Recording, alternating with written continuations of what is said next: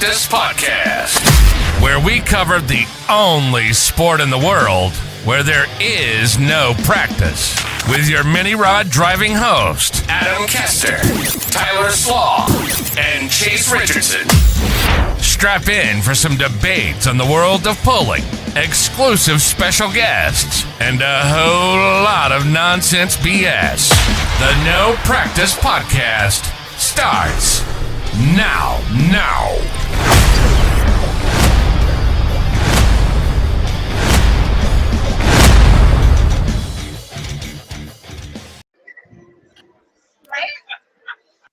Ladies and gentlemen, welcome to episode number 49 of the No Practice Podcast. Almost 50. Can't believe we've made it this far. We've got Adam Kester joining us. We've got Chase joining us from Las Vegas, it would seem by his background. Hopefully it's not as loud as what it was a year ago when he tried joining us from a crowded bar with a live band. Gentlemen, how are we doing this evening? Testing. Can you hear me? Yep, we can hear you. Adam, can you hear? Audio good?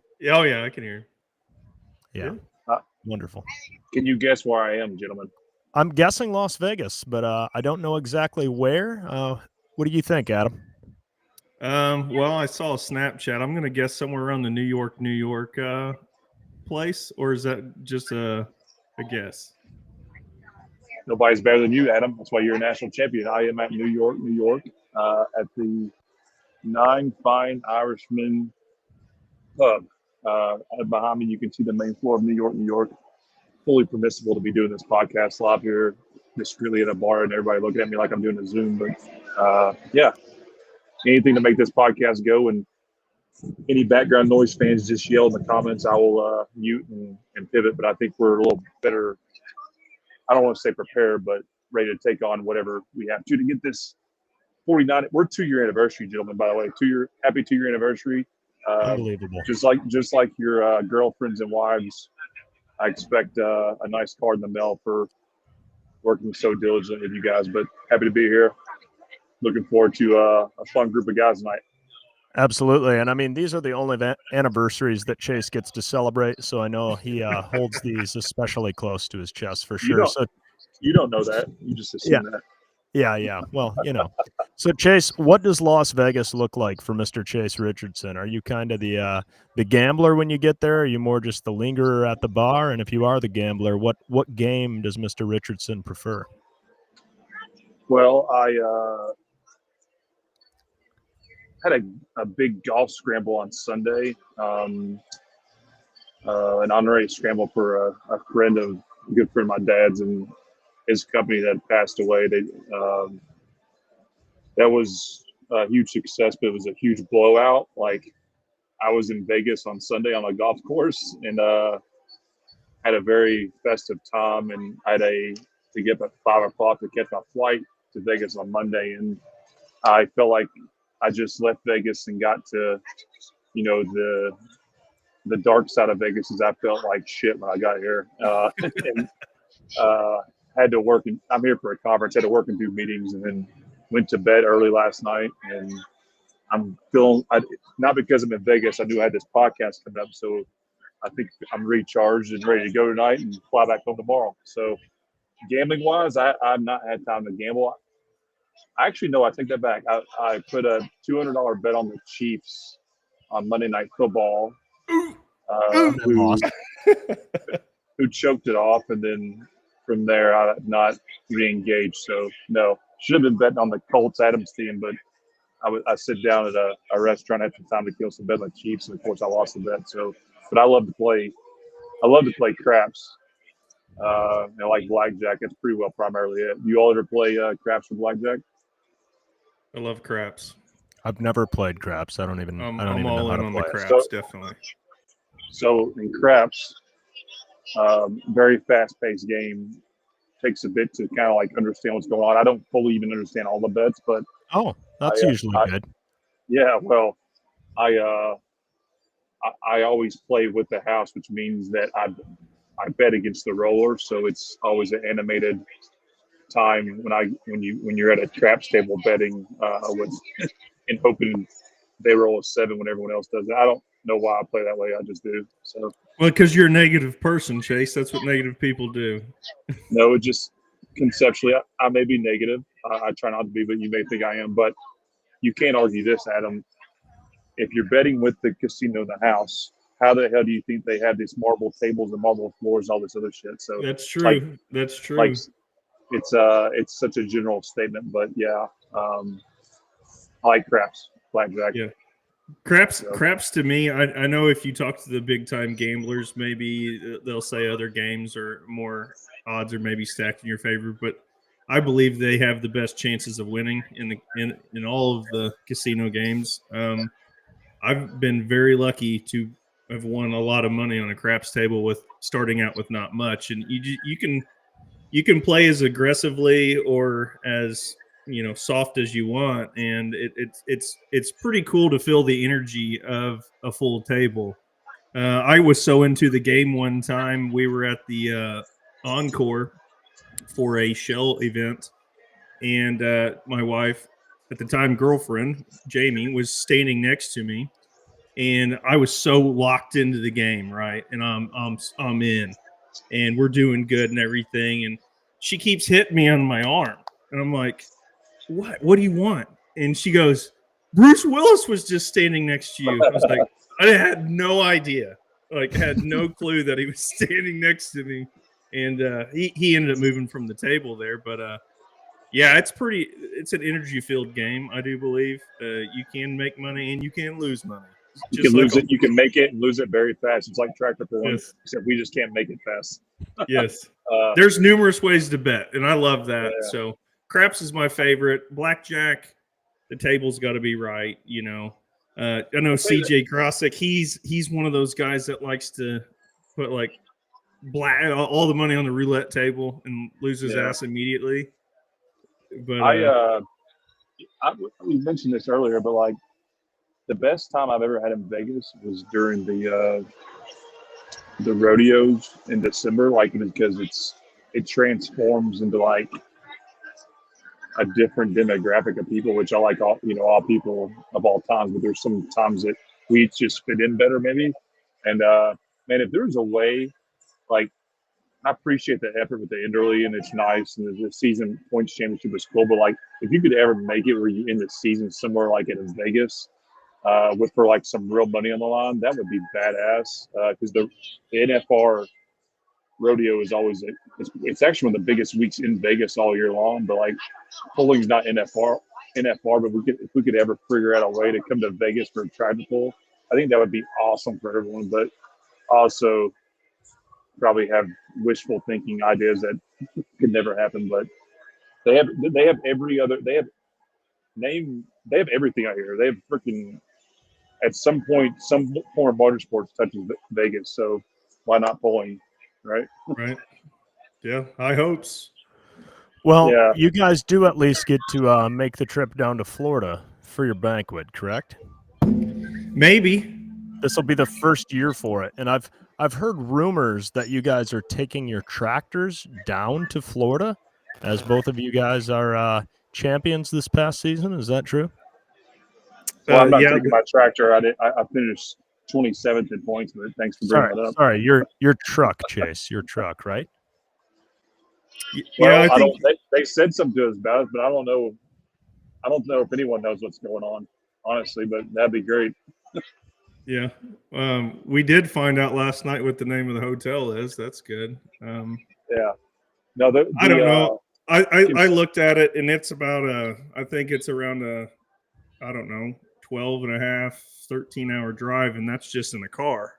So that's a long way. There's direct flights from Evansville, Indiana to Orlando, so that's kind of seem pretty good. But we'll see what they come up. Hopefully they come up with an email soon letting us know what days we have rooms for. And see, it's all in that Galaxy Tour stuff. I signed up for it. Chase, you signed up for it, right? Apparently you sign up for the Galaxy Tour. It's you're getting a stay at this hotel during the banquet, and there's supposed to be some other perks to the thing. We don't really know what they are, but I'm sure they'll get the information over to us as soon as they possibly can, because flights need to be booked if we're flying. That's not something you can just book the week of. So hopefully they I get us in. do think it's conceptually cool that at least they're taking it to a destination place and not a parking lot in Columbus, as they've done for so many years. So, hopefully it's something they can do all the time. And I don't know exactly the logistics, but they do want to have some championship vehicles there, but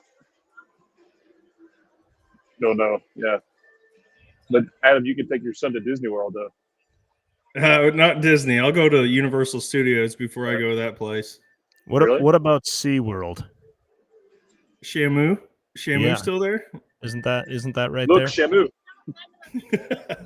I think Orlando's got a lot of stuff down there. Is Adam, Disney in Orlando? Is Disney in Orlando? Are you serious? I don't know, dude. I've never been there. My parents never thought about taking us. We went to Universal Studios, which was awesome. Like Disney World is in Orlando. Disneyland's in LA. Okay. I thought it was I thought I was the person that had no knowledge, but I can't believe that. I thought everyone knew that. Well, Disney's. Adam, this would be a good time to derail the conversation and talk about some of our childhood memories at Opryland USA. Oh my goodness!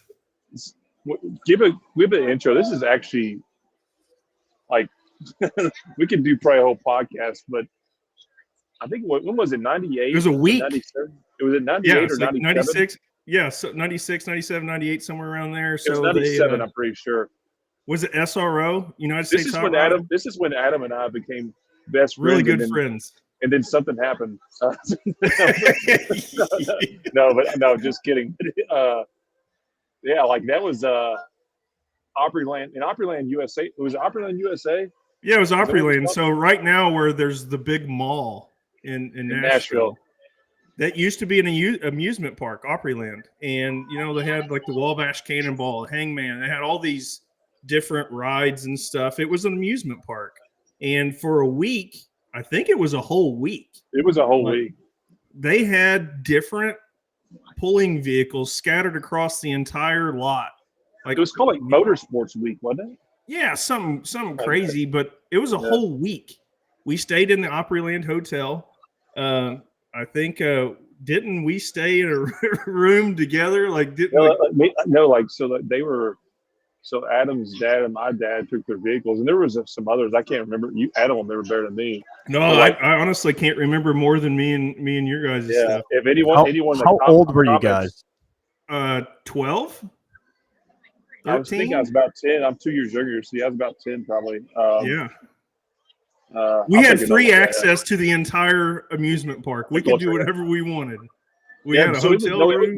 It was the Wild West. Me and Adam had our own hotel room at age 10 and 12. And like the craziest part of it, I'll never forget this, is that, all right, Opryland, I'd love to, if someone could chime in the comments on what this was called, but like they basically put our father's pulling teams in all these rooms. And then they said, okay,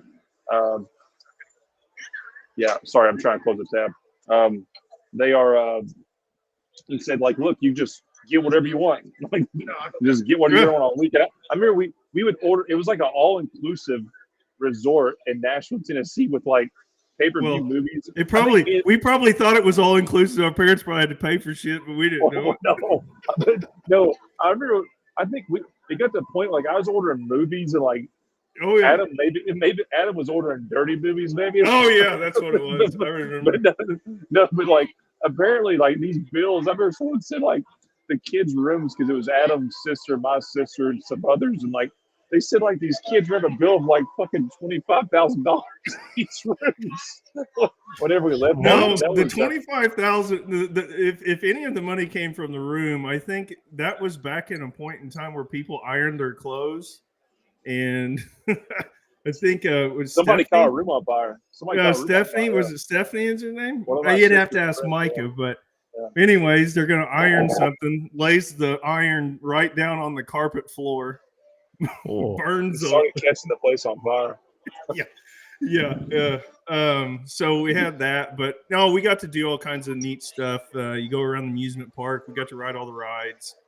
Hell, whenever it got late enough and they were getting ready to close the park down, like we had some time that there was this roller coaster called Chaos, and it was an inside roller coaster, and me and Chase got to ride it forward and reverse by ourselves. Yeah. Nobody else on the. It was Nobody crazy. around. Nobody around. Dude, that was so crazy looking back on that. Like, because like our parents left us like unsupervised. We were parented greatly, but like they just basically just said, "Hey, y'all can go here, and then just come back to the hotel." Like we were able to just do whatever we wanted for a week. Good thing we weren't 21 years old. It would have been really fun. I thought my father's decision making was questionable when he let me just go to the campground with Billy Beers and Bowling Green at like the age of 15. But that's arguably worse. What you're saying? Yeah, you probably could have got hauled away and kidnapped, and nobody would have known it. I remember the rule that we had was the only rule was don't leave anyone by themselves for some reason. I don't know why that sticks in my head. Just make sure that's a good rule. with somebody. Yeah. I mean, we talk about my sister's old enough. She was like 15, like 14, 15 years old. So I don't even know that we were that old, Chase. I could have been 9. We were pretty young. Sure it was 97. I was 10 years old. I'm very similar to that. So no, it was awesome. That was a pretty neat deal for the tractor pulling. If someone can send us in the comments clarity on what exactly that was. Dan Mayer, where's Dan Mayer when you need him? Yeah, Dan Mayer. I remember vividly. It was the weekend of Toma because we went to some place on site and watched Toma live on TNN. You remember that, Adam? Yeah, that was crazy. Toma was a live show then. So anyway, like most things in this podcast, we get into a lot of topics. How are you doing? You know what I'm doing right here? You ever heard the No Practice podcast? Where are you from? Sarasota. It's Chase. Arizona. Okay. From Arizona. Uh-oh. What we see here, guys, is Chase is hitting on Chase, women. Go ahead and mute that real quick while you take care of that business. She's with her husband. They were just saying hi. Yeah. Anyway, we got a podcast here. Never stopped you before. Zoom. I was just going to say that. Yeah. Truck and tractor pulling. Yeah. In Arizona. Yeah. Yeah. Chase out here. Chase out here spreading the good word. So, gentlemen, the rule changes for next year with the NTPA. Do those get told to you at the banquet? I'm not totally sure on the processes now. Honestly, I don't honestly know when anything gets spread out there. I would assume it would be before the banquet, but I don't know. Honestly, yeah. Because we've heard some rumors about a mod rule, right? Rumors? We can say rumors, just right? Rumors, I think so. Can we touch on that? The potential rumors.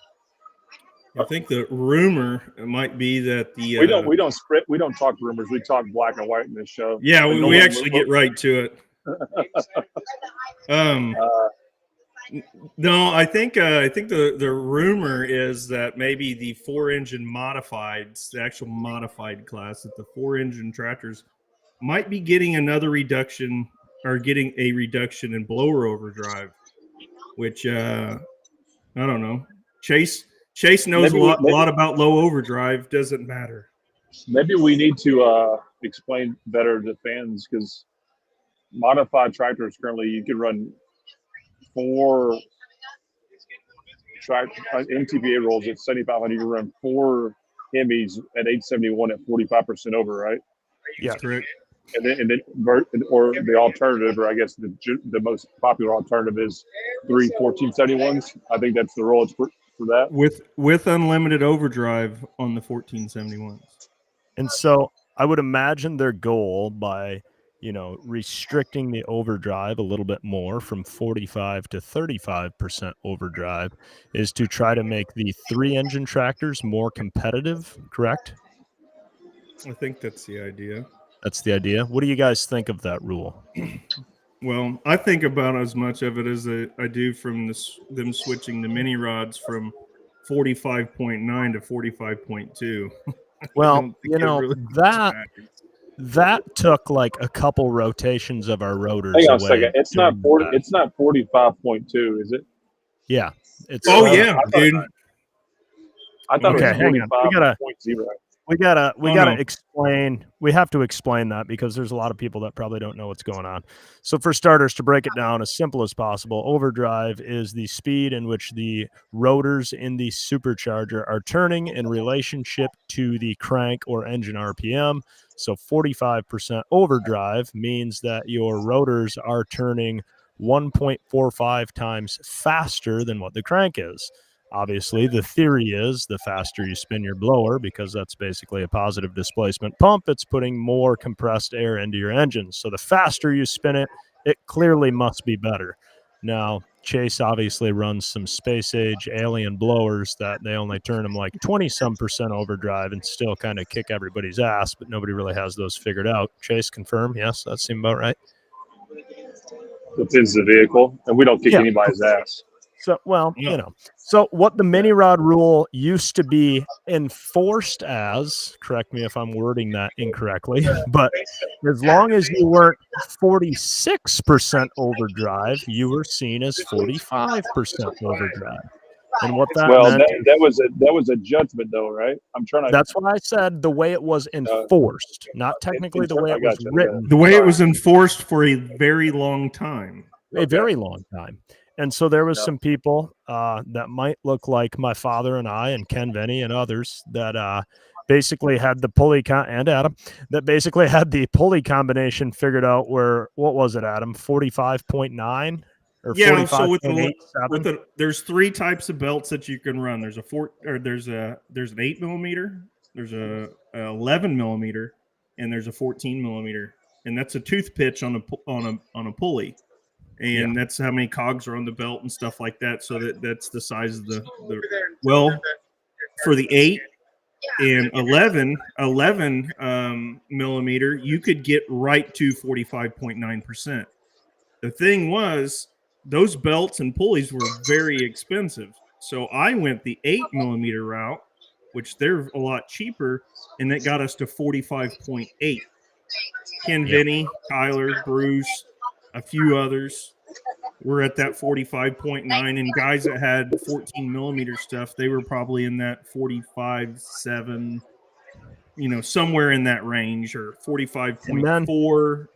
And it was that way for a decade. And then what happened, Adam? I think it was said that I can't believe you guys are almost 46%. Like talking like 1% is going to make a big deal. So the idea was that we have to get below 45%.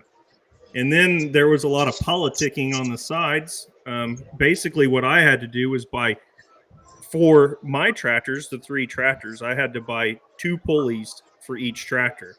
1 tooth bigger on the bottom, 1 tooth bigger on the top, and it brought my overdrive from 45.8 to 44.8. So I am theoretically within the rules. Well, I guess there was a few people that the belt length, what their combination they were running, they couldn't get that close to 45. So they made a point in there to where they were allowed 45.2, I think. 45. I don't even know what it is now. Retarded, if you can say that, but ridiculous. So anyways, if you do the math at 8,000 RPMs, 1% was 72 RPM or 72 more RPMs. That's nothing on a blower that spins 12,000 RPMs. So I thought it was a foolish idea to make the pullers spend X amount of money. I think it cost me, with spare pulleys, because we like to have spares, it cost me somewhere in the range of about $1,200 to $1,500 to switch. So actually, and it didn't change anything.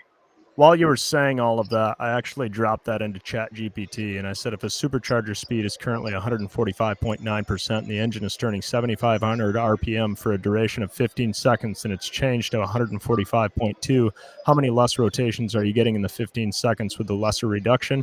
And it's actually 13 1/8 rotations over 15 seconds. So that's what they took from me there, Adam. I was with the guy the other day that was like, I was having a meeting with him, and he kept pulling cheap GPT out, like in the middle of a negotiation. I'm like, "What the fuck are you doing?" He's like, "It's great. Well, we can get down to the point." I'm like, put that effing thing up. That's not even normal. Sorry. It's good. Yeah. Anyway, we got so that was the mini so- rod deal. We basically spent a bunch of money and nothing really changed. I don't believe. I mean, it didn't affect Well, anything 13 on our rotor side. rotations, though. You know. Yeah, 72 RPM. Here, you want to get up? Come on. How's it going? How are you? So No practice podcast. it didn't do a whole lot for the mini rod class. So the theory is that they want to take a 3-engine tractor that has unlimited overdrive with 14s, leave them alone. Now they do have a weight advantage; they can manipulate weight a little bit more. But the 4-engine tractors that run 871s, they want to take the overdrive down to 35%. And you could say, hey, you just got to change some pulleys. Okay. Well, it's not just changing pulleys. You got to change a ring and pinion. You got to find the setup. Maybe you got to shrink down the nozzles in your ports, or shrink down the nozzles in your fuel system to get the amount of fuel in the engine to make them run.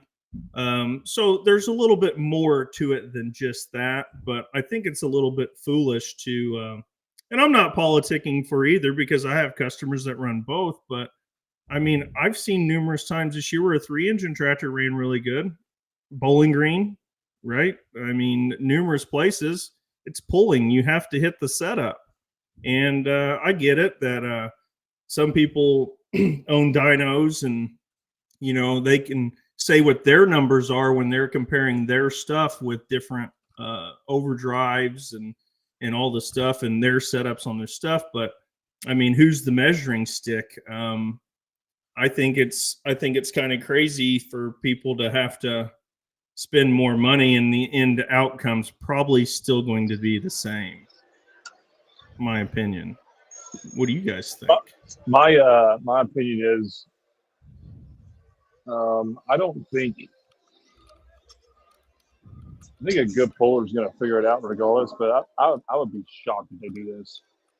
Not shocked because I don't know, someone's going to take advantage of the rule no matter when you make a rule. That's just my opinion. Well, okay, so Chase, so you coming from where you are, like, let's just say in the 2-wheel drive class, a majority, I'm not saying all of them, a majority of the people, since the overdrive is unlimited, a lot of guys some guys run 45, 50, 55, 60, 65. Some people are close to 70% overdrive. Just depending on your truck that you run, you don't have to disclose the number, but it's less than 40, is it not? Yeah, it's between 24 to 27, depending if we're trying to turn a fast gear, we go to 27. Right. But our fast Grand National champion Chase Richardson with a 20-something over blower is beating guys with 60 plus, 50 plus overdrive. It's all in the setup, man. I mean, well, you could make a strong case that, the superchargers that are not recommended to spin at 45% overdrive are some of the top tier, most expensive ones. So really, are you almost forcing people to spend more money by restricting the overdrive down to 35%? I mean, let's face it, they're going to change some stuff. There's blowers out there. If you change the rule, somebody's just going to buy a better blower that operates better at that overdrive. Or the guys that are in the supply and the tractor pulling industry have never probably spent a lot of time trying to work on a lower overdrive blower. I'm sure they probably could if they wanted to focus on that, but it never really, there's not been a demand to do it. So, like, that's what I'm saying. It goes back to what I said, like, people, these manufacturers, these pullers are so good, like, they'll figure it out. But, like, sometimes a rule is what makes somebody does something, I guess is a better way of saying it. Right. Well, I mean, you can throw this into the regional national event or things with the modified. I think the Hemis are restricted to 30-something over. The Chevys can run unlimited overdrive. They can run whatever they want. In theory, if a guy goes out and buys 3 481Xs and you know what I mean, and puts 871s on them and they're running the blowers at 65 over, they're going to mow everybody down. I mean, it's there, right? The 481X is a very strong, powerful, high horsepower engine. Just because it's a Chevy, I mean, like, there's so many ways around the rules. I really, pulling is not like our classes with V8 supercharged Hemis, the closest non-tractor pulling motorsport to it is drag racing, specifically probably the Pro Mod class. And like when I see how those classes are managed in terms of rules, I think it's like a complete shit show. Like they change it every week. And I think pulling does not need to get in that pattern. And like it becomes it becomes one thing for the competitors. The competitors will duke it out and fight. But like as a fan, how the hell do you keep up with this shit? Like seriously, like how do you keep up with who's doing what? And like I don't know. I don't know, Chase. You might earn yourself a positivity check for saying that it's a complete shit show like that. You better watch it. Oh, drag racing it is, I think it is, but I look at, obviously I'm involved with a business that's trying to grow fandom and like elevate the sport. Like whenever you make things confusing, it's very hard to get someone's attention. That's what I'm saying.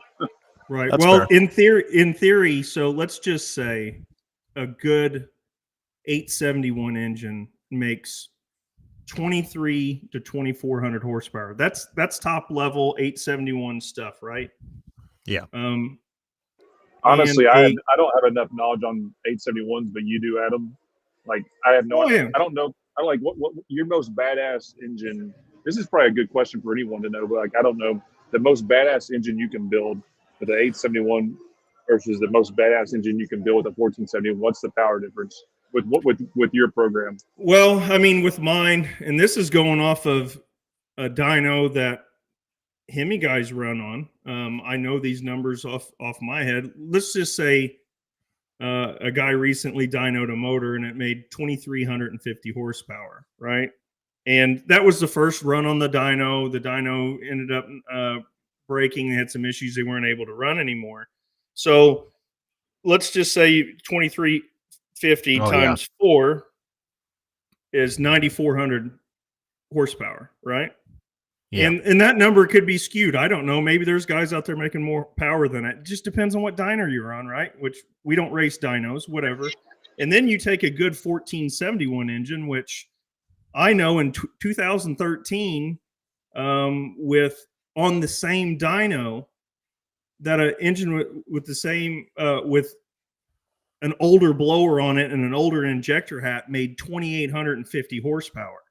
So 2,850 times 3 is your 8,500, right? So they're saying, whoa, you got 1,000 more horsepower. Well, that was back then. And I think there's blowers now that are way better than that. And, are we peaking at 3,000 horsepower range? I think we are. So you do the math on 3 times 3,000, that's 9,000. You're talking about 400 horsepower. I mean, I don't know. I'd like to think we make good power. I've never personally dynoed any of my stuff. I'm sure there's guys out there that probably make more power than I do. But the game in pulling is to have a setup, Yeah. And I mean, that kind of goes towards Dylan's comment that we just had up on the screen. Does less overdrive make it more drivable and easier to hook up? Or he worded it, dumb question, but would having less overdrive for a single engine vehicle make it more drivable to be able to make it hook up harder? Yeah, you're absolutely right. Anytime you have less power, it's going to hook up easier. That was one thing at the last pull that Adam, to his credit, he came over to my dad and I, and he just said, calm those sons of bitches down, because like we had them I'm always pushing Bruce, oh yeah, this thing's got a little left. Oh, we don't even have all 8 EGTs over 1,000. Like what? We might as well leave our shit at home, lean on it a little harder. And Adam's just like, Jesus, you ain't ever going to hook them things up with them set up like that. And I'm just, in my childish mind, I'm like, well, the harder we lean on them, the better they'll do. But I mean, you have a smaller window of forgiveness, I would say. And the more numb you make your setup, the easier it's going to be to just get locked into the ground and make a pass. So that is what makes it fun, with that dirt being the equalizer, as we say. It doesn't really matter how much power you've got. But I really feel like they need to just come up with a rule to maybe just like the Simon tractor has to run 20% overdrive and the rest of them are fine being where they're at. And I feel like that will ultimately achieve what they're after. Well, so do we just create a cookie cutter class where there's a 2-engine, a 3-engine, a 4-engine, a 5-engine? I mean, that's what makes the unlimited class awesome, right? You got 3 engines going against 4 engines, going against 5 engines. At one time, there was 6 engines. And like there's the equal, the balance there of, hey, I'm going to give up front end weight to have more power. Well, it may screw you every now and then. So Adam, I asked you the question of what the horsepower difference is, and like, I'm not being critical, but like, no one really probably truly knows, because no one really goes and like measure these things. And there's some out there that dyno that are the measuring stick. But like you said, like, what the hell is their number compared to what the real thing is? It's a speculative, it's a speculative rule, as is pro mod drag racing. Like, they make all these rules on speculation. They don't really know anything. They just make on speculation to try to keep it competitive as they should. Like, that's why I personally like the light modified class a ton. Not because, I think they put on a great show, and obviously we have one, but it's very black and white. You can have 2, but 1471. That's it. And like, even like with the Outlaw version of their modified class, which is kind of like a spin-off of the light mod, there's so many different variables of engines. And the other argument to that is, well, fans like to see different stuff, but I just think it becomes very like, the simpler it is to understand, you got 2 with 14s. This is what you do. You run, or even unlimited. There are no rules. Just make weight. Like, I think it's very black and white. That's just my opinion. I don't know. Yep. You start creating rules sometimes, and might push people away too. There's people that just maybe don't want to do it. Less rules are the better, in my opinion, in bowling, because it's about fans understanding what the hell's going on. But like, if fans don't understand, how they're going to get interested. Well, speaking of fans knowing what's going on, somebody just asked a question about a 1071 and why you don't see people run that. And granted, the current edition I have is 2023, but I don't know if it's changed. So technically on page 85 under the modified mini portion, it says 1071 and larger superchargers limited to a maximum of 45% overdrive. 871 and smaller superchargers limited to a maximum of 65% overdrive. So I think in our class, the reason you don't see people running a 1071 is basically that overdrive restriction that the 1471s have also applies to the 1071s. Again, that's from the 2023 rule book. I don't know if they've changed that. Yeah, but what are the odds there's a rule change on this tomorrow? But here's the thing: nobody wants to regulate a twin turbo that can make 95, 100, 120 pounds of boost. And damn it, I don't think they should, because it's so fun watching the turbo guys try to get that shit figured out, that if they get it figured out and they whoop everyone's ass, I think for as many years as they struggled to get that figured out, I think they should be allowed to just clean everyone's clock for that many years before they should make a rule against them. Because, like this is not an attack on tech officials or Marvin, Jonathan Mears, anyone. But at the end of the day, like, if you're not smart enough to enforce the rule, why is it a rule? Like this. That's why I say simpler is the better. And I'm not saying not smart enough. I meant, like, you have to be a specialist in a lot of these roles. Like, you got to really, really, really know these. So instead of putting yourself in that category, just keep it simple. Make the box smaller instead of bigger. That's just my opinion. Yeah, but we know how to find gray areas, though. So they just keep having like, I'm still waiting for the announcement about my fender rule, so that I can just hang those from the beam in my building. I think generally less rules the better for some things in our classes. Like, the less that they have to, like the rule book doesn't need to be this thick. It needs to be this thick with very bullet point stuff. But that's just me. Yeah, I agree. Let the turbos cook. Those boys are earning it, and I hope I'm there for that day when Mike gets his dialed in and puts 20 foot on the class, because we've watched him wreck his stuff so many times trying to get that thing dialed in. The boy's earned it. His time's coming. For sure. Yeah, I mean, I don't know. I just find it. You look at some of the results, and yeah, maybe it's a little favored in one way. The guy's got it figured out. Hey, Dylan Owens has won pulls. He's got 4 engines. Tommy Owens is one with his 3 engine. Steve Bollinger got second. He was right there in the mix at Bowling Green with his tractor. I just think it's a little bit. If you're super competitive and you're getting beat by a 4-engine tractor, would you like to say, I'm going to handicap those people because they have 4 engines? Why not just put 4 on yours? Right? I mean, this is what I said to this rumor too. If Adam Bauer, for example, who's a badass, if he was running a 3-engine mod, he could run with those guys. Like, I guarantee it. Like he would figure it out, but that doesn't make it. I mean, I see all sides of this. I just think, I don't know.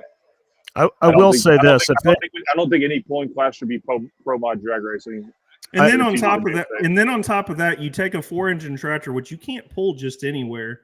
Hey, we're going to start the Grand National season out. We're going to change this stuff. Now it's on you if you want to go dyno and figure it out and bolt 4 engines on your tractor and figure out the setup.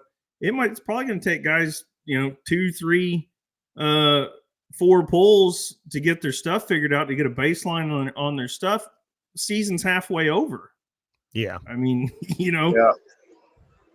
That's Speaking right, of Adam. mod Because trackers, say there's no practice, No practice. Some people do. Speaking of mod tractors, the Farm Machinery Show applications, I guess they were due here recently. We entered both of our modified tractors, an unlimited and a light mod, into that show because that's kind of like a one-of-one show. There's no other. They take a little bit of everything, so I'll be curious to see how that plays out for us. So does that mean you're going to take 1 engine off the 4-engine, put it on the 2-engine, and run 2 3-engines? Well, I don't think we'll get either one in, but we can probably. They need someone else to do the math because you want to get there and make sure you're legal. But I mean, there's unlimited tractors that step down and run that class. There's light mods that step up. You have enough time in the winter. We're going to try doing both. So if you got a tractor that runs unlimited with 4 engines and you take an engine off to run the modified class, would it be easier to switch the engine or put an engine on and change the gearbox or change blowers? Or both. I think they do that now. We'll see if we get in and we'll decide, but we're not going to reconstruct the tractor. We'd probably just turn the engine off and try to change the gear and run. But they've had Theobald's got in with the unlimited tractor into the mod class. There's the guy like now for people to know, Theobald's put 1471s on to run at Louisville for that. They run but 3 with screws in the unlimited. Summer. Right. In the summer, yeah. Or same combination. Yeah, I think you just need to get 4 871s, Chase, and strap those on the big tractor, and then maybe just pull your motor out of your 2-wheel drive truck or your Mini and throw it on the 2-engine. Yeah. Yeah. Well, I don't know what the selection committee's criteria is, but we'll figure it out if we. That tractor has ran with 3 engines on it. I know you can put it on there. Yeah. Yeah. If we get a modified into the farm show, I'll kiss both your asses on air. Oh, well, you heard it here first. Yeah, on air. Okay. So, we know that committee. Make it happen. Yeah. If they don't like Chase, they'll make sure that happens. I'll make sure I won't shower for a week. They love me at that. You have to do that. That's my hometown pool, man. I know. You won it last year. It was magical. Yeah, so needless to say, just for the whole realm of things, there's things going on behind the scenes that I think I don't know. I think it needs to be talked about maybe before any decisions made by a few, but we just had to put it out there. We got to exercise a little bit of what we think about it. I mean, the powers that be are going to do whatever they're going to do, and you know what? The people are going to have to deal with it. It just might be consequences to it too. I don't know. Yeah. for sure. I think if they do change it, Very they should interesting lock it in topics. for 5 years. I like the lock-in thought. Because people work hard. People work hard and invest and get good. It's not. That's like. I always go back to the statement where it's diesel. I don't know a damn thing about diesel. Pulling does not need to be pro mod racing. That's just simple. Hey, I got an idea. Maybe they should adapt this policy. Anybody that finishes in the top 5, we're going to change the rules for those guys so the rest of the guys can do good too. Yeah. Then it would we would have to talk about politics and just call it something else. Right? Call it drag racing. So, yeah. Anyhow, Well, needless to say, I think we beat that horse. We'll stay updated on that. Maybe we'll keep the fans. I like the technical side of things where we get to talk about some of the rules and stuff. And while we're at it, I don't know if we can backstage can throw it up. We have a new hotline number, and we want the fans. We need the fans to call our new number 270-681-0509 and fans, you can call and leave a voicemail. You can text message if you don't like talking. It will go through. And what we would like to do is we would like all the fans to bring up their ideas on what they want us to talk about. You know, I mean, we like fan interaction. The whole reason we started this podcast was to have more fan interaction, give them a little bit behind the scenes. We want to know who you want us to talk to. We want you to tell us what kind of topics that you want us to talk about. I know the majority of us fans of our fans are pullers. We know, we have fans. There's a lot of things that we know that you have questions about that maybe we can provide answers for. And there's things that we talk about and we may be talking on a higher level of what you guys know. We want to make this more interactive for our fans to call in, give us your ideas, guests, topics you want us to talk about, anything that comes across your mind. If you don't even like us, tell us if we're doing something wrong. I mean, this goes for anybody. If you're on the NTPA board, the PPL board, the Outlaw board, if you want to call in and say, you guys are idiots, you need to quit talking about this or that or the other, call and tell us. Don't be surprised if we don't call you, just to see if we can talk about things. You can't say whatever you want to me. I get really offended. Well, we need to have open conversations. I think there's a man that I think it kind of opened everybody. Let's have a debate. Let's talk about it. Let's not just do things behind the scenes and then everybody deals with it. Let's have an open debate. We'll figure out what's right and what's wrong. I think that's fair to anybody. That's fair to our fans. If you guys have questions and we're not covering them, get on there and wear that hotline out until we do. And call us. To be clear, even if you can't stand looking at our hideous faces, so you just listen to the audio of this 4 days after it aired, you can still text 270-681-0509 4 days after this show aired, even 4 weeks after it aired, and you can give us a piece of business and let us know we're terrible, and we'll still cover it. I think it brings a certain impromptu version to our show where, hey guys, let's go to the phones and let's have a phone call here. And it may be good, it may be bad. We don't care. Gas Monkey Garage. Uh-oh. All right. Yeah. All right. So I think this is a big moment. This is episode 39. This could be our first Hall of Famer. 49. 49. I'm sorry.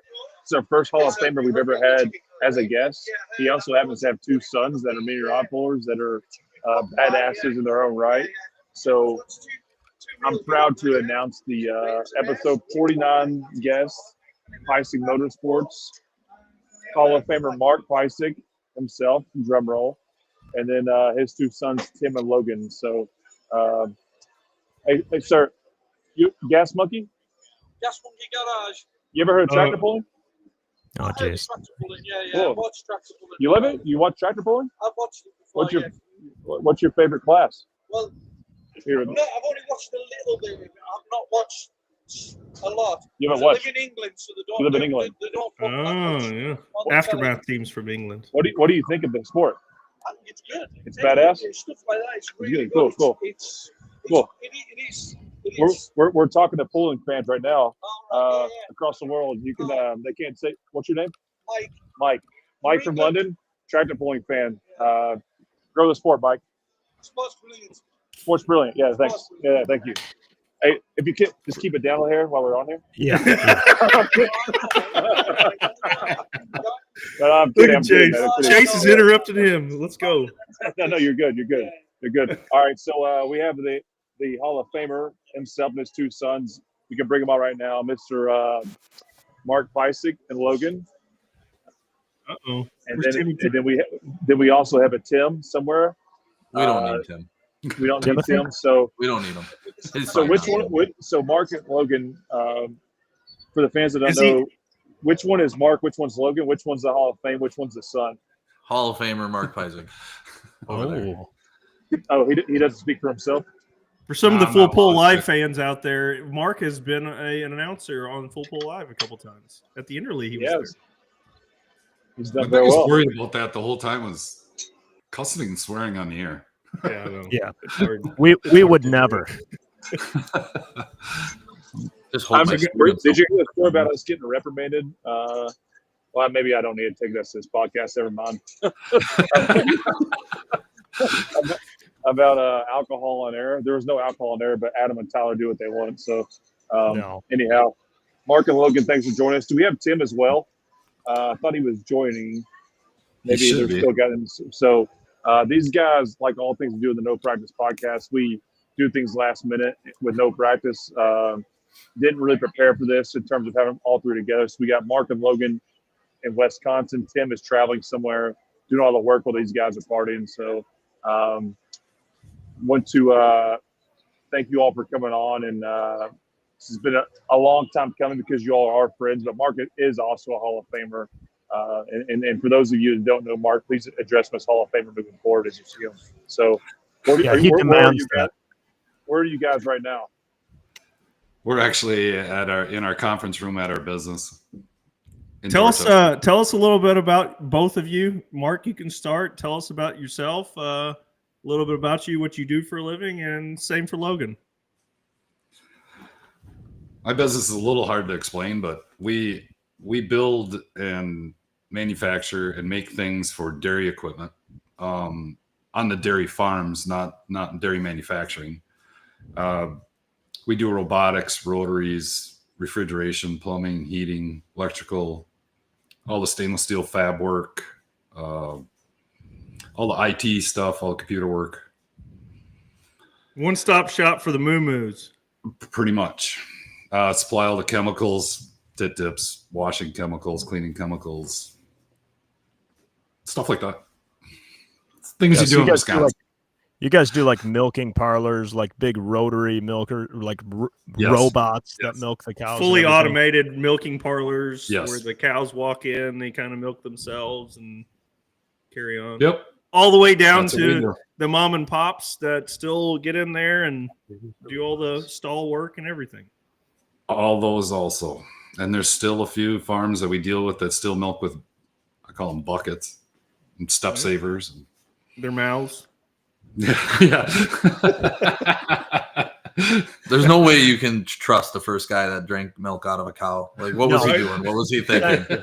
Thank you. I've asked people that before on this show, and I'm like, I don't know. Like, maybe he was on to something, but that guy had a couple screws loose in his head for sure. Yeah. 'Cause you know he tried the male cow, too. He just had to have. Yeah. So We had to go there, didn't we? So explain. Tim just said he hasn't joined yet. He's doing. He's at work right now still, but he'll be here joining when he can. Okay. Must be nice to have a father and brother that take up all the partying while he's working. But Now, anyway, hold on. Now, Logan, he is not in the milking business. As for say, Logan, kind of give us a little background with yourself. So I decided to not end up working for Dad. I actually went to college and became a high school math teacher. Are you stating that Tim didn't go to college? No, he did. He made it. Okay. I think Oh, this just saying. semester, maybe two. I think it might have been two. it took me 4.5 years. I took a little half a victory lap there, is what I call that extra semester. But I've been in school teaching now for 6 years. I've been in the high school teaching algebra all 6 years. Started coaching JV2 football this year, which up by us is just freshmen. Enjoy it most days. They make me really angry some other days, and I'm sure they're going to find this podcast within the next 24 hours, and they'll tell me all about how everything that I said that was wrong and all sorts of things, because they found the last one I was on after the first 2 days of school, and they're like, what is this? Why are you on the YouTube? And I'm like, here's why. So when you call in at school for a sick day, the students, do they know what you're doing? I told them, like, for the Enderly, I had to use the day. Sure. And I told them what I was doing. I did my best to try and explain what it was, and they didn't really get it. But like last year in May, when we went to the Pullers Championship, I actually had to use a unpaid day. I used all my personal time because I decided to get married. And I had to email our superintendent and explain, hey, this is why we're going down there. This is how we got voted in to go down there. And thankfully enough, Brent Yarn, one of the guys that puts that on, is from Medford, where I teach. And I used him, and the superintendent remembered him and went, oh my God, yes, take your day off. Good luck. Have fun. Let us know how you do. Which ended up paying off. Absolutely. It ended up paying off. I sent her the picture. She goes, oh, looks like you didn't actually need to get paid. Yeah. So it's perfect. Right on. So an algebra school teacher and a freshman football coach. How much time do you have actually? Right now, currently, I have about 2 free nights a week. Monday nights, because we don't have games Monday nights. Tuesday nights are actually our shop night back at home. That's when we work on the minis. That's when Mom cooks us supper. Shout out to Mom. And then Wednesday nights, I'm off, but now I'm doing a podcast. And then Thursday nights are our JV2 games. Friday nights are varsity games. And right now, on Saturdays, I go to the dairy farm I work at in the summertime when I'm not tractor pulling and help them. They're chopping corn right now. So as a football coach, because I played up until my freshman year, which I don't know, I think things are probably a little bit different now than they used to be, right? What is one thing you do? Because I can distinctly remember what my coach did to get my attention. Do you happen to have a whistle and twirl it, and when somebody's not listening, you smack them on the helmet with it? No. Can you do that still? With the right kid. Yeah. The right kid, I'm sure they wouldn't mind it. And if you know the parents, you know. Let me tell you, it gets your attention when you smack a whistle on a helmet, because it's like you got a, megaphone going off in your ear. It definitely catches the attention of a player quick. I just go for the classic, just yell their name really loud. So do you start practice with like an Oklahoma drill, get them kids' blood pressure going, or what? We actually start every practice with 40 up downs. Boy, Dan Campbell like. Well, okay, 20 up downs, they stretch, and then they do another 20 up downs after that. Are you doing up downs with them? No. I'll run some sprints with them at the end of practice, just because. I don't know. I like running around. Hey, the kids really buy in if you do the same stuff with them. If you force them to do up downs and you do it with them, it shows this guy really cares. Absolutely. Can you maybe walk us through one of your motivational speeches before you guys take the field? Oh, we actually are very player led, so there's not a ton of coach Mike motivational. McDaniel style, right? Okay. Yeah, it's the kids group up and one of the captains gives a speech, and we just come in as coaches and say, all right, here we go.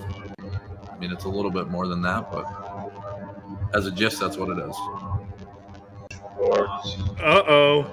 Yeah, Chase, mute yourself. Mute yourself, Dr. Robot. Yeah. All right, Mark, did you ever think, were you book smart as a child, and as an adult, did you ever think you would have offspring that would become a teacher like that? No. No. No.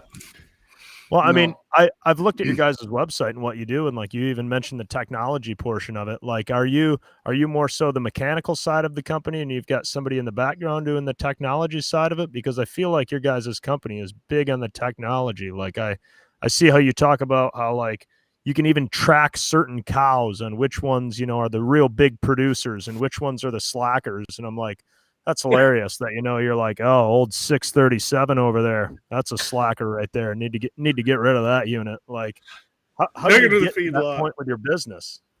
I was definitely more on the mechanical side always. The software and the PLCs and the thing that just the PLCs come naturally after a while. That doesn't bother me. When we hit the robotics, it's still just a milking machine, so it didn't bother me, that part of it. But the robotics end of it, I was getting at the age, it's like the younger kids need to do this, and I don't want to do this anymore. Instead of knowing everything about the business, I had to let some things slide. Yeah, the more tech, the newer computerization, all that stuff, that's all done by the young guys now. Is that where Tim comes in with his programming? That's where Tim is. Actually, that's where Tim is right now. He's in Kansas City, Missouri. Said he's working. He's at barbecue night. He's at barbecue night, and as soon as he was done, he was going to join us. I think he's at 1587 Prime, probably getting something to eat. Probably. So, how did you get into that? Is that something that your parents started, or did you start that? No, I grew up on a small dairy farm. Well, they call it small now, but I grew up on a dairy farm in Wisconsin. My dad milked 50 cows. I was the last of 8 kids, and actually, I went to school for diesel mechanic. And really? Yep. So is that a family company? You get to work with your siblings? It is. I had a brother that was in this business, and I actually worked for Case IH for a while, and he just asked me one day if I want to own a business together, and I told him, well, I hate milking cows. He says, well, we don't milk cows, we just build shit that does. And I said, okay. Well, man, Case IH must have really treated you bad if you're like a diehard Ford man. That's exactly what I was thinking. Well, the Ford thing comes in a little later. There's a good story behind that also, but let's hear it. So go ahead with it. Well, the Ford, it's going to seem funny to you guys, but in our neighborhood, there was never a John Deere at a tractor pull. Maybe one. It was all Fords and Internationals. That's the only thing that ever pulled around here. And for some reason, I like the color blue. So I always liked them blue tractors. And eventually at home growing up, we didn't have Fords right away. Probably when I was in high school, we got some bigger Ford tractors at that time. But I always thought those 8000s, 9600s were just cool looking tractors with the chrome knobs, and they sat kind of decent. And they were different than the Internationals. And my friend of mine, Kevin Lynn, had pulled them forever. And when he started pulling, I got involved with him. And, it did cost a lot of money to be different, but it was a hell of a lot of fun, that I'll say. So what got you into a pulling tractor? I mean, my dad. Yeah. We have a hometown event here that's been going on for 75 years. Yeah, and then they've had a tractor pull for 70 years. Is it the one always the weekend at Butch? Or like yes. You can't come? Yeah. So that's the weekend I stay home and help with that. And my dad was always involved with that pull, and ever since that pull started, he always took a tractor. And as the boys in the family grew up, and I was the last one, I was able to take a tractor. So hey, that's Tim on Ryan's tractor. Tim on that's Tim driving one of the Lynn tractors. Yeah, that was at Nashville. Yep. Ended up coming out there with like 2 second place finishes. I do believe, got second both nights. Yeah. Guy sucks. Should have been 2 first. I tell him that all the time. Should have been 2 first. Got beat by a girl, and she made a great pass. You can't take that away from her. And the second night, guy followed the same tracks. Mark, what was the name of your first tractor? The first one that I ever had on the first tractor I ever pulled like on the national circuit or state. It was called Fat Boy. A fellow Wisconsinite has asked. Called what? It was called Fat Boy. Fat Boy. Yeah. For anybody that doesn't know, that's also his nickname around some of the group. Might be around the circle here a little bit. You Yeah. guys, this feels like sitting at the trailer afterwards, you know? That's what This it's is the supposed to same be. group that ends up together all the time. And people like watching it. See, I also had the same question. I had another question from the same guy. He said, man, this mechanical guy, he wants to know, how can you work with electricity when your hands shake so bad?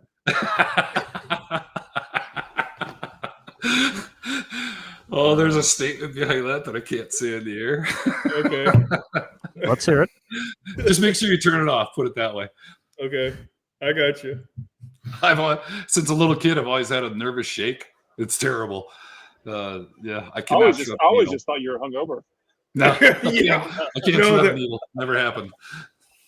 This looks like, here's a picture of the 9600. This was when the last Superstock that you guys owned. It looks like he's about to run out of bounds there, but That is the one and only time I chalked that tractor, and it was twice. Yeah, twice. I chalked that tractor twice, and once happened to be at Louisville, and the left hook got me.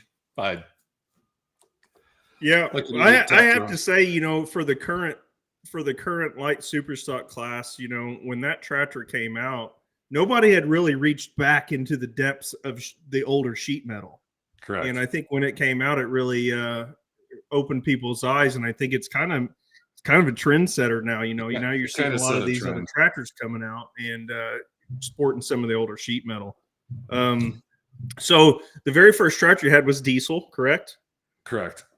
We pulled a lot of farm tractors and stuff like that, but then the first tractor that I pulled, like state level, NTPA level, or whatever you want to call it, at a higher level, was a diesel. We had a pro stock Ford that Kevin's brother John and I pulled for quite a few years. Then we built a 4-Charger International. It was a 5488, and then. So what led you to go from the diesel to the alcohol? Kevin blew his motor in half at an event, and basically blew the top of the motor out the hood, like you always see. Oh yeah, And classic. that was it. That was it for the diesel, because the Ford blocks could no longer handle the diesel horsepower. They were too weak. If you were going to get They back, work quite well for the alcohol. So, if you were going to get back into it right now, would you go diesel or alcohol? I would go diesel. Yeah. Do you Mhm. think that would be more of a challenge? Yes. He could go diesel now because he could stick any engine in that he wanted to. Yeah, I can put any engine in that tractor I want, so that's why I would go diesel. And I wouldn't do light super again, but No. I love the So when you say that, hang on, Class, this is about educating fans and even myself. So you're saying you would go diesel because you can run, as Adam just said, any engine on there and just keep your blue sheet metal on it. Is that what you're answering? correct. Does Yes. that mean you'd have an IH motor or a John Deere motor? Probably an IH.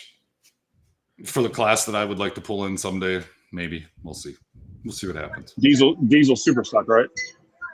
No. Absolutely not. Absolutely not. Back to the whole do I have any time thing. No, No. working on a diesel super would not give anybody any more time in this family. Do you think Alan- people in those classes have it easier now with the amount of parts that are at their disposal, with all these manufacturers just honing in on tractor pulling Yes. and being manufacturers specifically for the tractor pulling industry?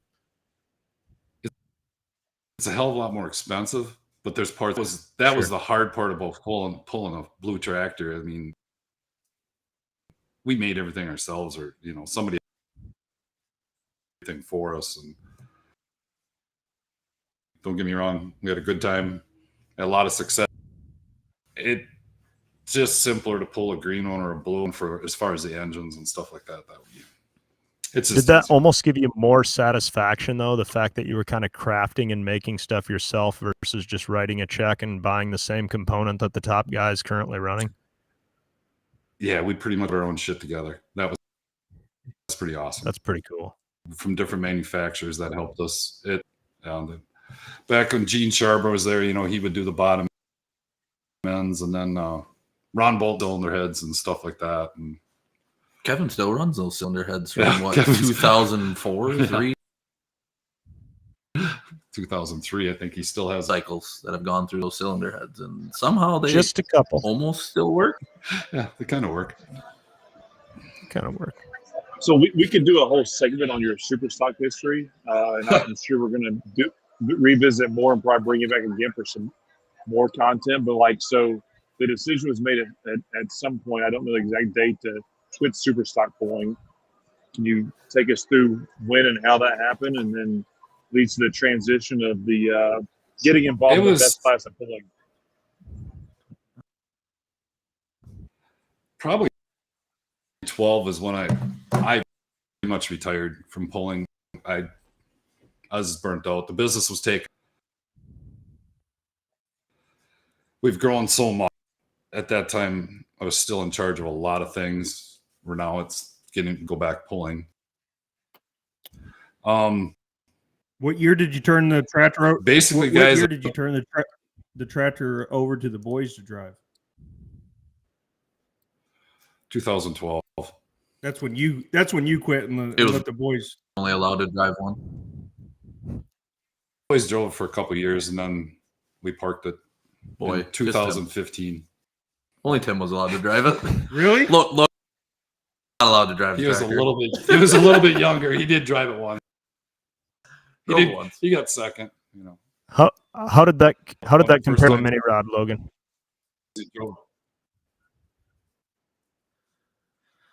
Oh man, getting definitely a pain in the you-know-what compared to the mini rod. You actually have a clutch with turbos, and being a 15-and-a-half-year-old kid at the time, I really didn't know what was going on. And I was not being aggressive enough with the throttle and pushing it forward, which now I don't have a problem with.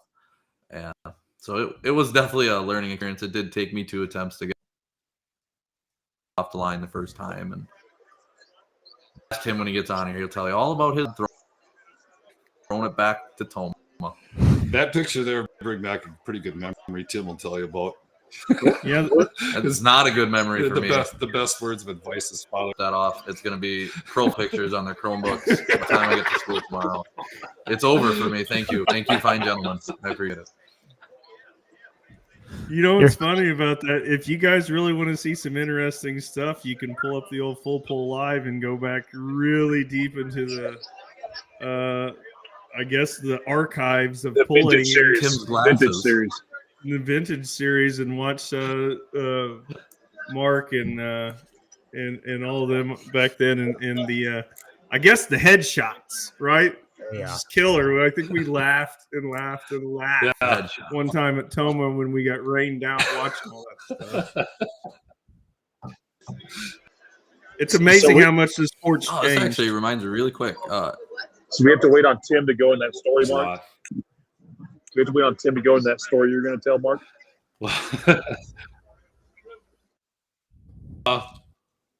I could tell it. It's pretty good. First time the kid. It's the second time he ever drove my. So he had turned 16 a few months before that, and he had drove it a couple times. Second time in the light class. Otherwise, we always put him in the heavy class. And he's at Toma, ends up in a winner circle.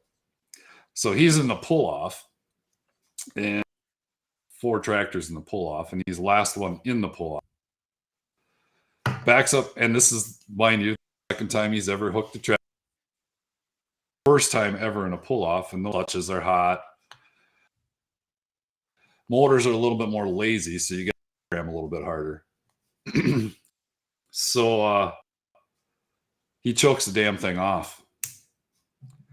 And they wouldn't let him rehook because you didn't have 2 hooks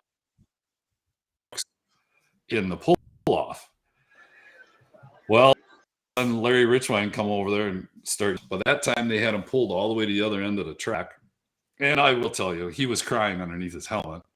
So we got him back. Somebody went back, hooked onto him, pulled him back. And I'm arguing with the tech officials. Nobody does that. Get him pulled back to the sled. Now she's super hot. And get it holding the throttle and getting it ready. And he's nervous as hell. And his dad's advice, I just got up in his face. I looked right at him. I yelled right in his helmet, "Do not fuck this up." And he won the class. He won the class. See, everybody, those meetings at the roll cage are very informative. He'll never, ever forget that speech. He'll never forget that speech. I said that's why those meetings at the starting line are so important for the crew member to jump up there and tell the driver what to do. Is that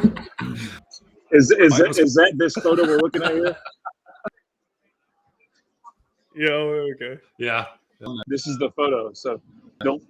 He won. So for all you parents want to give good advice to your kid, just tell them don't fuck this up, and then they see success. So well done by the Hall of Famer himself. Well. Yeah, Logan, perhaps you could work that into a motivational halftime Logan gets speech. it once in a while too. Yeah. I have to use that. Yeah. That's awesome. That's pretty cool. So we were back on the trajectory. We were back on the timelines. You decided to step away. The boys dropped for a couple of years, and then I got a call from my buddy Adam Kester in, I think it was 2020, maybe. Like, hey, you got a mini rod for sale? Like, yeah, probably. Well, I got these. I got these freaking these dumbass super stock pullers that want to get mini rod pulling. His name's Mark Peissig. So take us through that timeline.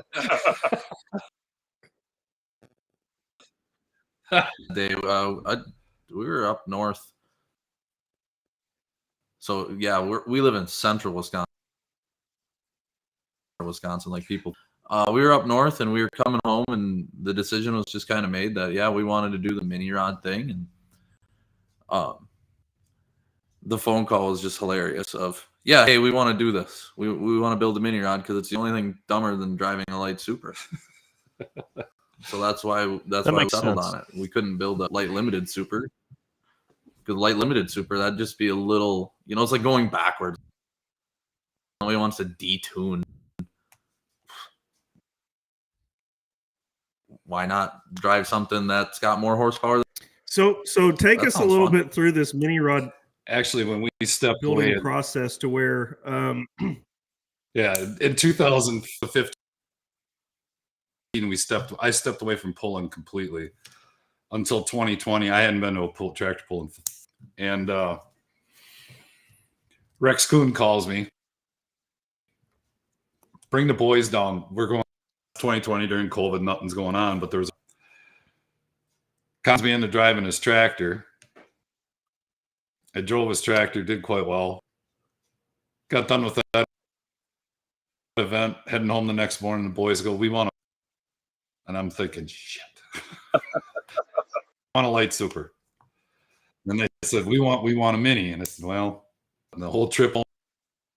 I mean, I got to tell you, the next Monday I called the other person.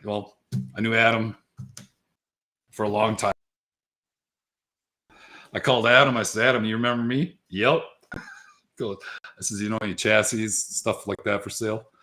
He says, I'll check. I'm not sure, but I'll check.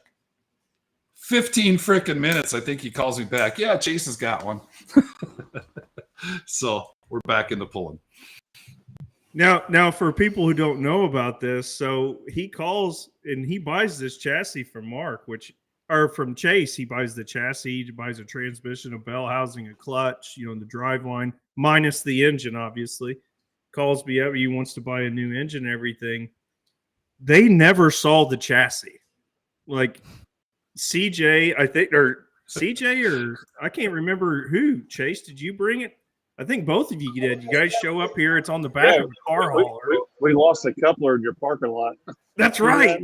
Yeah. We couldn't find it anywhere. So they show up on this car hauler with this mini rod on the back of it. They unload it in the shop, and we didn't tell anybody.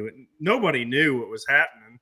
And at that point in time, we had already had 3 tractors, and so I get to work on this thing, which we had to move some motor mounts and make a front motor plate. Pretty simple stuff. Line up the drive line, everything like that.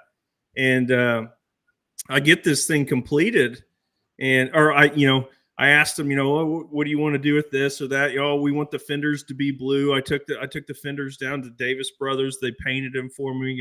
All the stuff ready.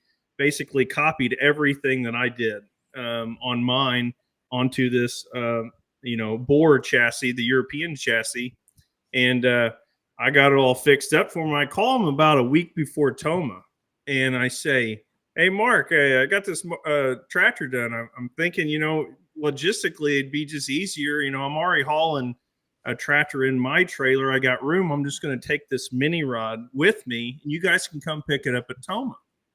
And he's like, "Okay, yeah, that sounds really good. Well, I think we got a trailer and all this stuff, and we like to get our hands on it and take it home." I said, "Take it home? I didn't work my ass off to take it home. You guys are going to pull it."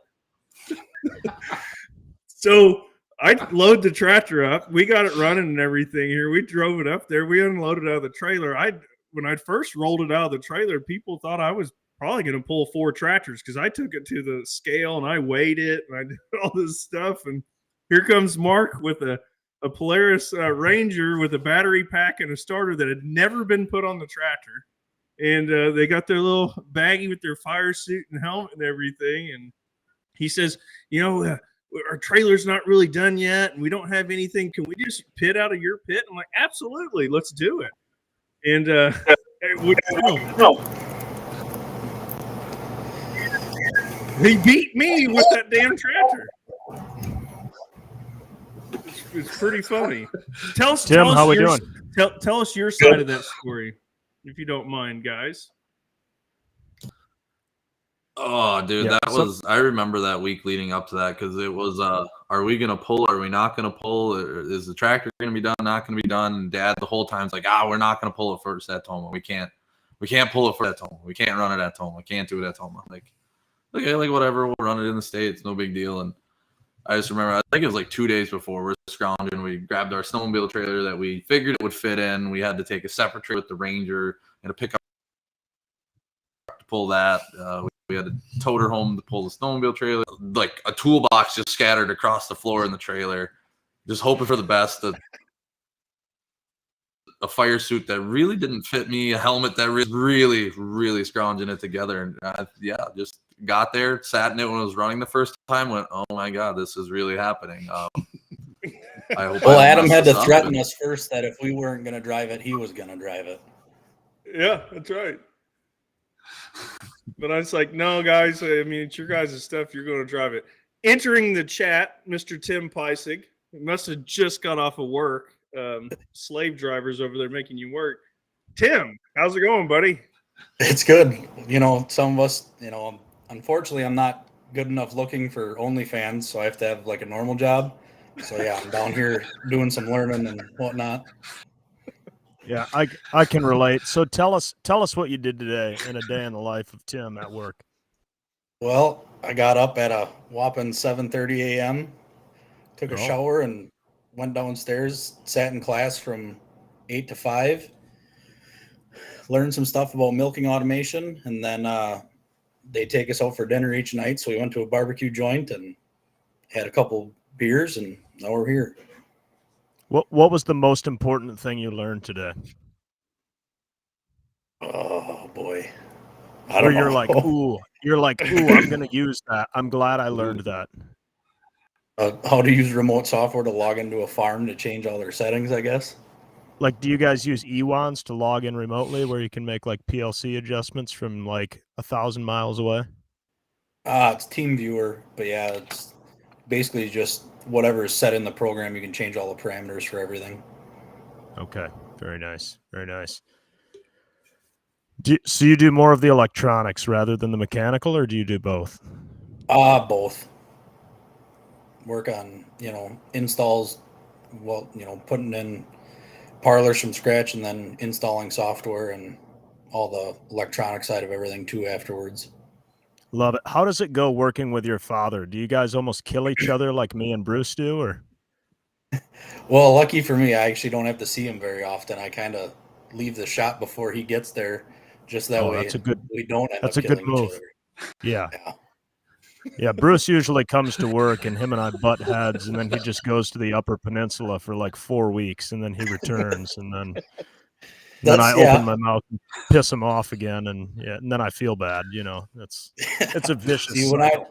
When I do that though, Dad only drives like an hour away, and his cell phone still works, so he still calls me to yell at me. He just can't do it in person at least. Yeah, well, it's less personal that way. I'm glad it's not just Bruce and I. That's good to hear. It's refreshing to hear. I love hearing, when Chase says him and his dad are fighting. I'm like, that's good stuff. I don't feel quite as guilty then. I don't really fight. I talk to a wall. You can get told to leave. Well, I'm gonna have to side with Dave on that one, Chase. I don't know. Hey, Mark. Maybe this is the reason why the boy's not at the shop there, but Larry Peterson wants to know if IT can get your video working better.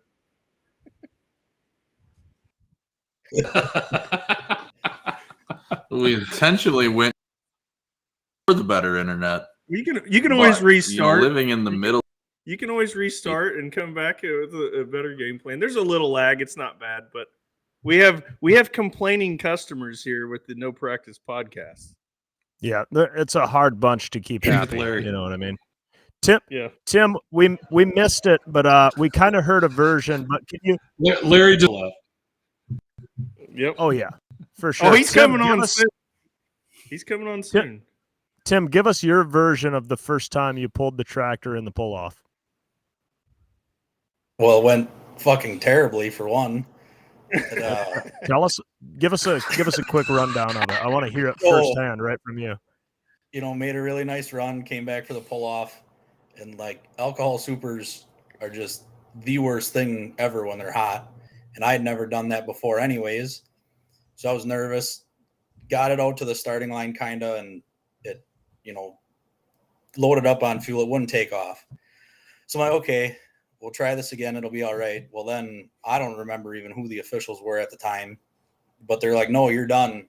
That's it. So I'm like, okay, well, so I put the tractor in high gear, drove off the track kind of like a dickhead, and shut the visor on my helmet and just sat in the little corral there at Toma. And then as I'm taking my helmet and everything off, all of a sudden there's a tow tractor grabbing me, dragging me backwards. I'm like, well, this is okay. Get up to the starting line, and Dad and I think it was Larry Richwine were up there. And Larry was probably the nicest out of anybody up there because he's like, don't worry about them guys. They're just dumbasses. He would never say that. Come on. Yeah. Because Kevin Lynn was on the side of the track screaming and like, why are they dragging him off the track? He gets another shot. So luckily he was there too.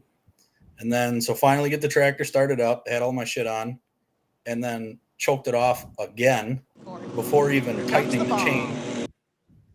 So then Dad comes up, we get the tractor started, and I'm shaking. I'm sure I looked scared even to him. And he just goes, don't fuck this up. And by God, it actually worked. Hey, but he did mention before that maybe you had to wipe some tears from your eyes.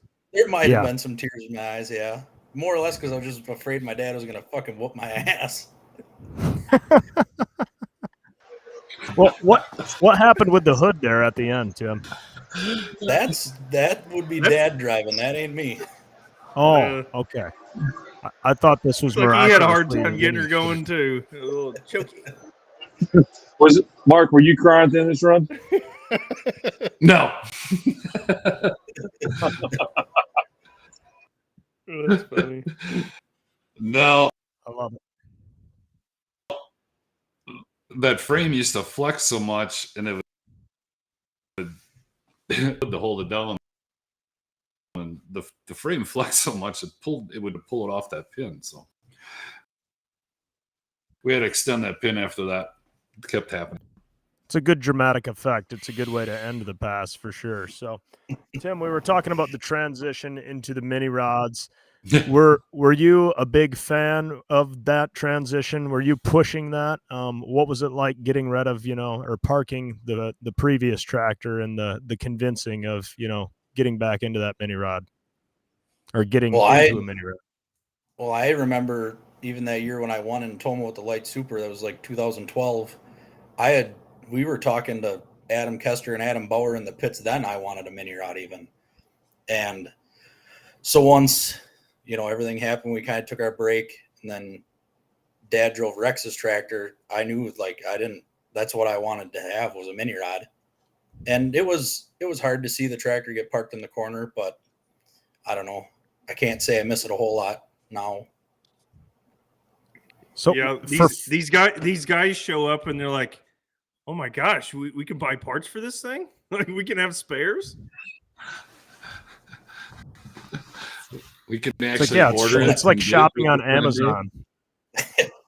We don't have to have everything custom made. Right.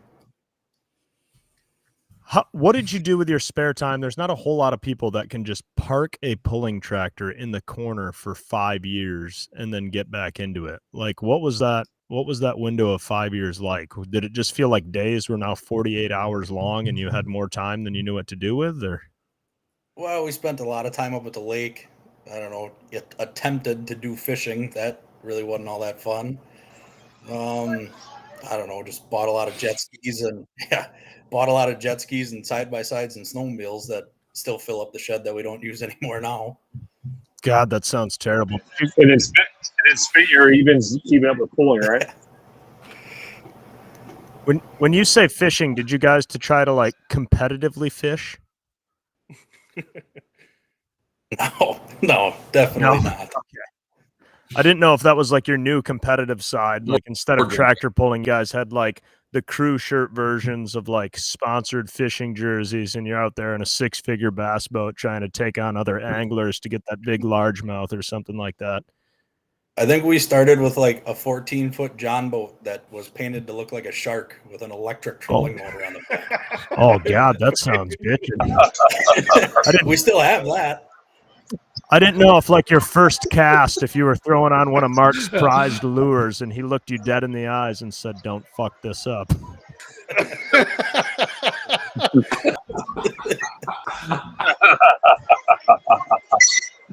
Or you'll be in the water. That's pretty good. I like it. So then you all are you're mini rod pullers now, and we heard a story about how you got into class, and then you decided to get a second tractor. How did the compromise take place from, okay, we're going to test the waters, so let's get serious in this shit and have 2 badass tractors? And how did you all divide up the driving duties, so forth, between brothers? Because to me, like, there's not a lot of teams that out there where 2 brothers take turns driving. And I thought that was pretty cool. You all did that for a couple of years, and then until it got to the point that said, all right, we're both going to do our own, and whoever loses sucks. I think we always knew we were going to have 2. I mean, at least in my head. I didn't. At first we set it up where it was, well, I would drive one weekend and Logan would drive the next weekend, and we tried to make it as even as possible kind of throughout the season, I guess. But then, of course, so this past season, Logan whooped my ass, obviously. But the year before that, we kept a running tally on a whiteboard in the shop, and we fucking tied each other. We beat each other the same amount of times throughout the entire season. But I won the Endersey, so I feel like I beat him. No, that's bragging rights. No, doesn't count. So Dad, if you have one pull to win with everything on the line, are you picking Logan or Tim to drive your tractor? Uh-oh. Funny. What did you think this I know was who when I you would came on the pick. podcast? Hang on. What did you think this was when we had you come on this podcast? Well, trust me, I don't mind them starting a fight between them two. It's just hilarious.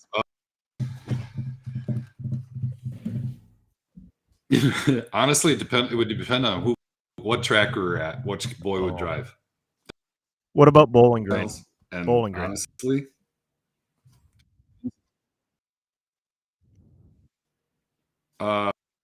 Logan. Oh, Tim, how does that make you feel?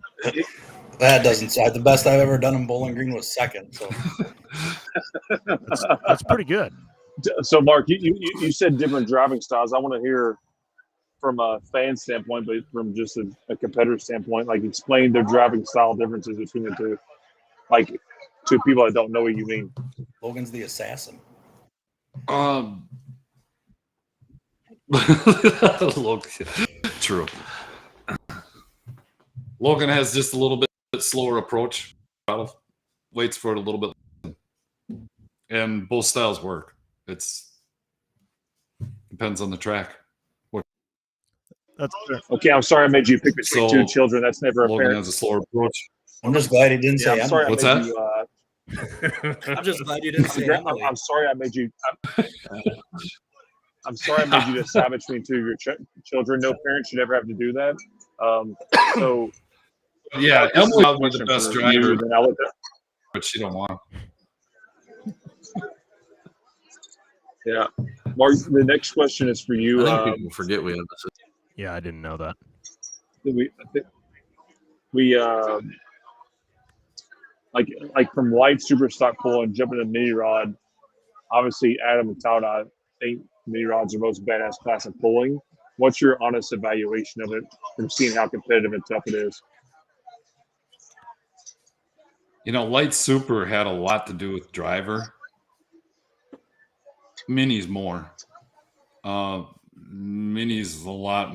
The setup is. I was really floored on how the setup is. It's similar, but it's way more finicky setting up a mini rod than it is a light super. Really? As far as how much horsepower do you put into it, how much, moving weight, drawbars, all that.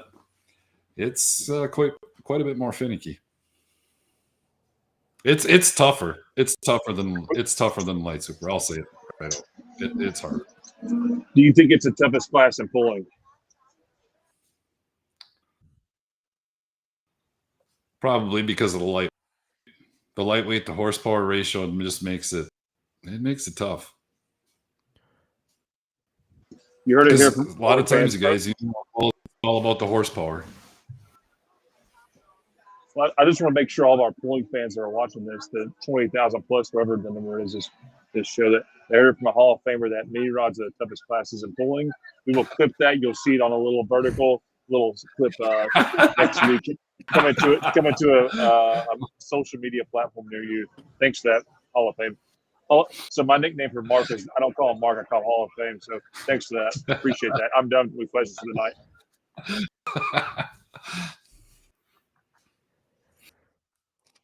Well, all right. I have my rapid fire questions, which I'm sure you guys are probably familiar with, and some of them I want an answer from all of you. But this first one is just for Mark. Which one of your kids was most likely to wind up in jail? Tim. All right. This is a question for Logan. What's the most trouble Tim has ever gotten into?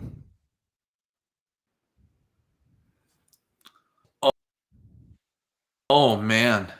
He does have a job.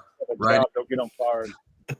He has a job. Riding a gator? We were riding a gator, and we may have wrecked said gator, and we may have parked it in the corner of said shed and never told anybody about said gator. That's pretty bad trouble. Tim, what is the worst trouble Logan's ever gotten into?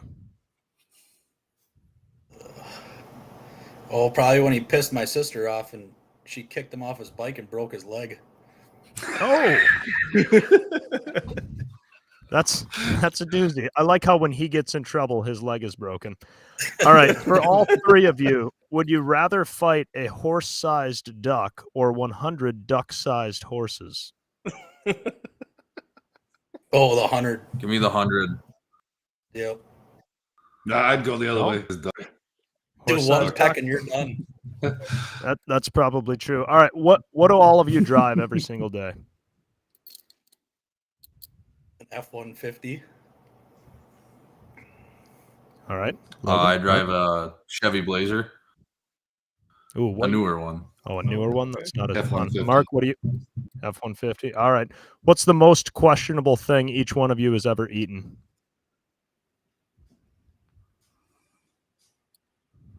Probably that I had Robo Lindbergher Slaw Chase's cheese. trailer. Oh, the Robo Slaw, yep. Yeah, that's a solid answer. Mark, how And about like yourself? unknowingly eating it, just thinking it's regular coleslaw. Okay. For those not in the know, that is the famous Chapel Hill coleslaw that will tear apart your insides and make you cry for a bidet when you're on the exit. Probably baby octopus in a soup that I had Where the one hell? time. Where the hell did you eat that? Puerto Rico, I think. Puerto Rico? Oh, yeah. I've eaten some questionable things in Puerto Rico for sure. All right. This is a question for each of you. So, Mark, I want to hear the dumbest thing that Logan has ever purchased and the dumbest thing Tim has ever purchased. And then I want each of you to answer that for the other respective two. There's got to be some stupid things. For a span something? It doesn't even have to be a lot. I don't care if it's a cutting board that looks like SpongeBob or something. Just something that they brought home where you're like, what the hell are you doing spending money on that?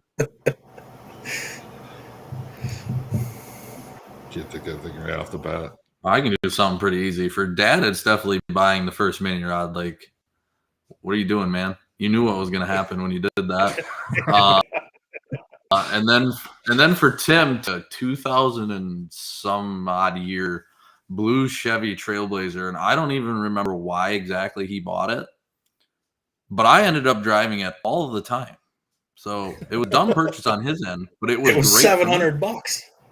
Oh yeah, I'm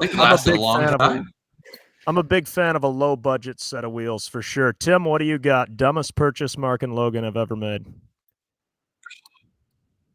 Dad's dumbest purchase was probably that red fishing boat. Okay. Is that the one that later became the shark paint job? Yeah. No. Okay. That one never became the shark boat. Oh, multiple fishing boats. Sounds pretty bougie. Logan's dumbest purchase.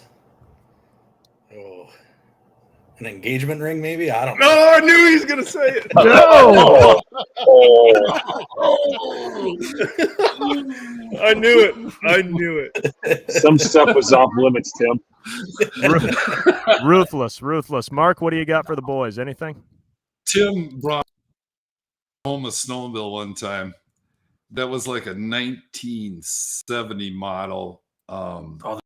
Painted up with like the shark teeth on. Jeez, what you guys have to deal with the shark? Like street fight stack right out the hood and the front. It's like it went open, and it would blow your eardrums out if you tried to drive it. What the hell is this? Mind you, at the minute I unloaded it, Dad was riding it around the yard. So yeah, I'll bet it drinks beer by the sounds of it. It sounds like a pretty. What a hypocrite! What a hypocrite! Probably the surprise is what Logan had. Carlton Cope is one of their heroes also. So he had to have a Carlton Cope tractor. I thought, you have to pay that much for a toy tractor? Yeah. So yeah, that was one. What'd you pay for it? Nothing wrong with Carlton Cope. I really like him.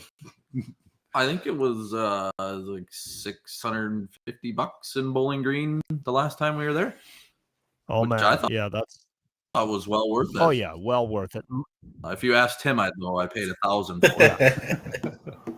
Money well spent. All right, any of you boys ever drink milk straight out of the cow? Nope. No? Mark? No. Yes. All right, at least we got one in there. Yes. All right, would you rather be able to rewind time or pause it? Rewind. It'd be real. Yeah, rewind. It'd be real awkward if you pause it. You'd just be standing there. Yeah, but you could just take a nap whenever you wanted. I agree. Which would be decent. Plus, you could. But you'd be paused if you were sleeping. You're doing something. Yeah. Well, no, you can pause everyone else around you, but you can still operate. You know. So, like, if you're at the Old Country buffet and you want to refill, but you don't want to be judged, you could pause everything and just walk up there and clear out the mac and cheese and sit back down. You get what I mean? Yeah, you get what I'm saying now. Anyway, all right. Most importantly, gentlemen, could Marvin take Ned Walliser in a back alley street fight? No. No, I bet on Nah, I'm Give me taking Ned. Marvin. Yeah, that's a tough one, honestly, because I feel Ned like Marvin's always got Sanchez? his pliers. Marvin's always got his pliers right on his hip. You know that. Oh, thing's yeah, coming he in a whips street out that- fight. he whips out that Leatherman. That's going to be a bad deal. I tell you what, gentlemen. Marvin would stab somebody, I think. Ned would punch him down. Yeah. So you're saying What- Marvin Sanchez? Marvin Sanchez, yeah. Oh, no. That's rapid fire, gentlemen. Well done. I feel like I Well noticed done. a bit of a theme. I'm surprised there wasn't a mini rod painted up like a shark. Is that still coming? Is that the one Mark's going to drive? Or? That could. That No, could we got be really good at painting shark teeth and shark molds and stuff. I don't know. Just you could Seems do it like with a a bad rabbit. skill. It's awesome. So a new question I was thinking about bringing to this podcast, and you all can take it since there's three of you. Favorite puller from the past, each of you. You kind of just said it with Carlton Cope. So who's each of your favorite puller from the past? And who's your favorite puller now, like just from a fan standpoint when you're cheering? Tim, you can start it. Oh, my favorite puller from the past. Like, they have to be retired from pulling, or can they still be? Like they're not active as a competitor. Besides Mark Peissig, you can't say Mark Peissig. Oh, of course. He wasn't your favorite anyway, right? Oh shit. No pressure. Yeah, no kidding. Logan, do you have yours ready, Logan, from the past and the present? Well, I mean, Carlton Cope doesn't run the Grand National Circuit anymore, so I'll use otherwise. There was some old mods, the old Holy Cow Oh, mod. Larry There Picard. I you don't remember go. who ran it. I just thought it Rest was in cool. peace, Larry. Yeah, the udders for the blow-by tubes out back was a nice touch. Yes. Oh my So Holy Cow was your favorite from the past. I like it. I love mixing this up. Tim, Mark, you can go next. Your favorite from the past. It can be anyone that's not active to current. You guys say who your favorite is current besides Logan and Tim. In any class. Like in the 80s when we were running Superstar, to watch the Unlimited mods and Tim Engler back in the day, that was just cool. Those tractors he built back then were just cool. I don't know. Favorite competitor. Tim Engler in the With the past. 7 engines. Yeah. Yep. Well, now we got named Wade Purser. He's got 8 of them. Allegedly, Yeah. he said he was going to He have did it. allegedly. Yeah. Might be a little bit of fake news. I don't know. Who's your favorite? Who's your favorite now, Mark? Who's your favorite guy to watch now in pulling?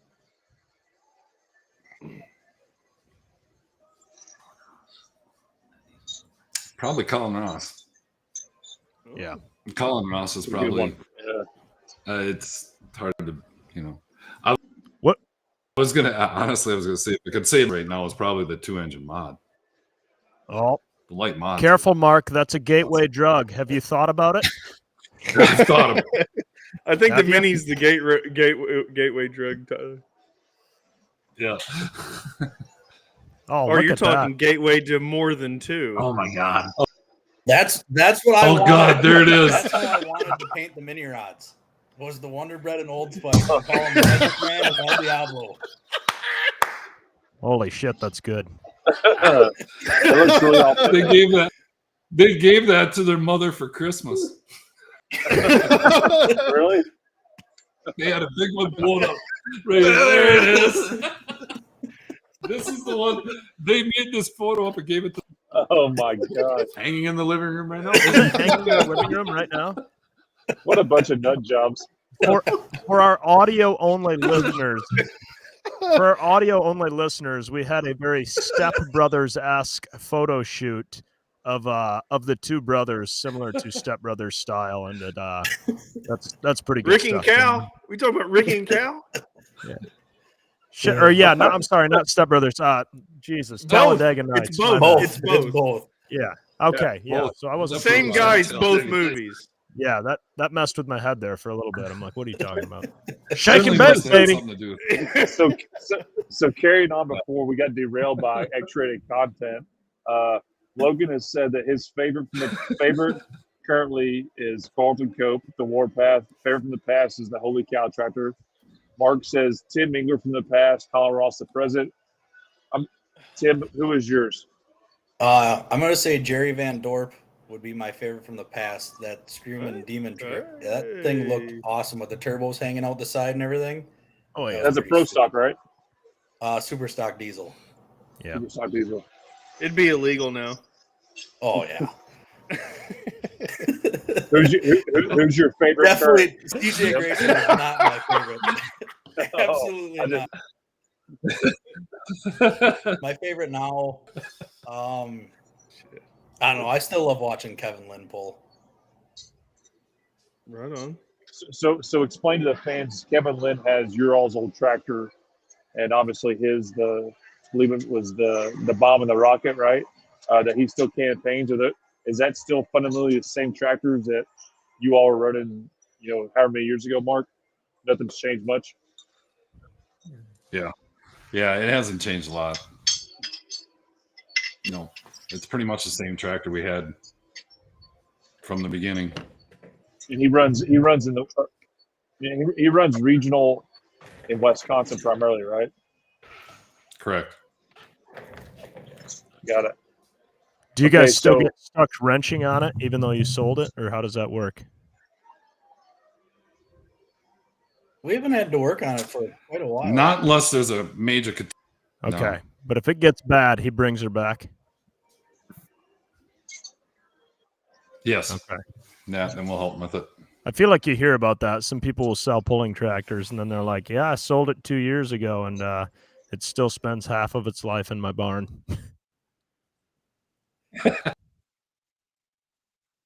No, it's nothing Adam like that. executed that well. Kevin He put does the most. mini rod together, and he brought it to Toma, and he's like, "You boys are taking this home." I take that back. I felt bad saying this. I think the first run, you gotta love these old MSD ignitions. I think it failed us about halfway down the track, but the second day definitely beat me. No, I think we you're wrong. rained out the second. The first day it beat you. It rained. Oh shit! It was the first day. Actual rain. failed. Or was it Ended like up- just kidding rain? Failing. It wasn't like a 2-wheel drive rain. It was an actual rain. Okay, that's good to clarify. Great. So I wanted to also touch. I want to also touch on a couple things here. You guys right now run your mini rods at the WTPA regional circuit. I think on the mini rod side, that class is very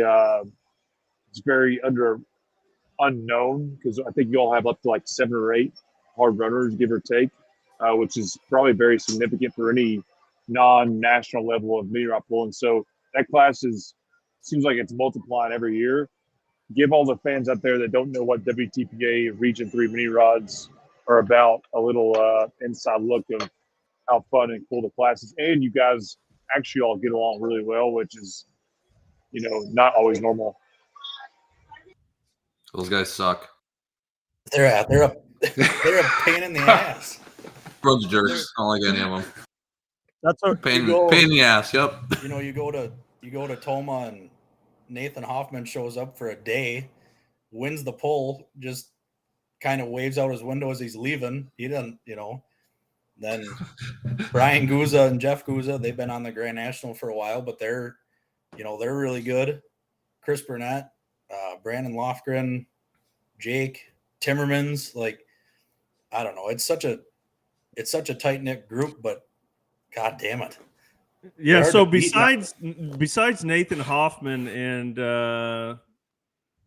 what is there? There's a couple tractors up there that have different. How hard is it running against the guys that have the exact same stuff that you do? Almost. It's like the Minor Brothers Racing mini rod circuit up It's there. just fine. Yeah, you would know they're all your motors. I think the worst part about the Wisconsin mini rod guys are they come to a pull and they have amazing equipment and they're like, well, we're just a state level tractor. And I'm like, shut the hell up, you son of a bitch. There was a run, I can't remember the year, within like probably 2 or 3 years ago, maybe 4, where like your all's little clique of tractors won like basically anytime y'all show up to an event, you all won half the time. I think it was a hell of a fucking statistic. I remember that. Yeah. We're just state level guys. We're not here to run you guys. We're just gonna sit back and drink Chase, whatever how do you think it makes me feel to give these guys all the information? I go to the Pullers Championship and they beat me and win it. It felt really good too, Adam. So I know, dude. Hang on. So you're saying they can't pull without you? The first year they show up to the Enderley, they win. I've never won that pull. They're out there partying, having a grand old time. My son of a bitch. I can't win this pull to save my ass. Speaking of the Enderley, and we covered it last show, weren't one of you a burn victim at the Enderley due to none other than CJ? Yeah, that'd be me. Just an innocent bystander, and CJ. You show the scars. That's how you properly start a fire. That was myself starting a fire. Decided to dip his finger in the fire pit, pull it out, then light his finger on fire, and put it back in to light, the fuel. Apparently, fire is hot. So allegedly, as he's sitting there flailing around like a toddler, he's throwing lit methanol on me and I think it was one of their other crew guys. Yeah. The guy Chase isn't here to take his back. That guy's had a pretty rough life going out of the pulling circuit. Almost got broke up with his girlfriend because of some antics. Plus, he got burned in the face by alcohol. You'll have that at those bigger pulls. Mark, as a board member, is there discussions about outlawing methanol fires after the events? Not yet. Not yet. Okay. Not yet. There's a chance, though. I'll protest that one. Guys, what a guy. Mark Peissig for the people. That's why we had to build the raised fire pit, because last year we were down there. Adam got us in a little bit of trouble. Not. We were politely asked to not have the fire on the ground. So that's why we built legs for this. I thought you were going to say the speaker. No. Please don't outlaw that either, Mark. I was just happy you were up that morning this past year to shut the repeat off. Yeah, that was probably a good move. I think. Welcome to the Enderley Pull-Off. Thank you for coming to the Enderley Pull-Off. Welcome to the Enderley Pull-Off. Well, I feel like we don't have this opportunity very often. Mark, can you tell us what the process looks like as far as becoming a board member and, kind of the behind the scenes as far as those members and what goes on, to make that sanctioning body and organization what it is? And we probably need to formally introduce him. He is a current NTPA board member. One of, I think, Chase, 5 people. While you were sleeping there a minute ago. If you were on the show, Chase, I actually covered that. I kept my headset on. It worked in the bathroom. Sorry. Anyway, carry on, Mark. Yeah. Chase interrupts. Board 10 years in thousands, probably till 2008, somewhere in there. They changed how the board's elected. Now the board is appointed by the WPI, and eventually, I believe it's going to go back to a membership vote for board members. There's a lot of decisions I don't like. I will say that, and it's done like that, and that's a business. Yeah, there's things I want to do.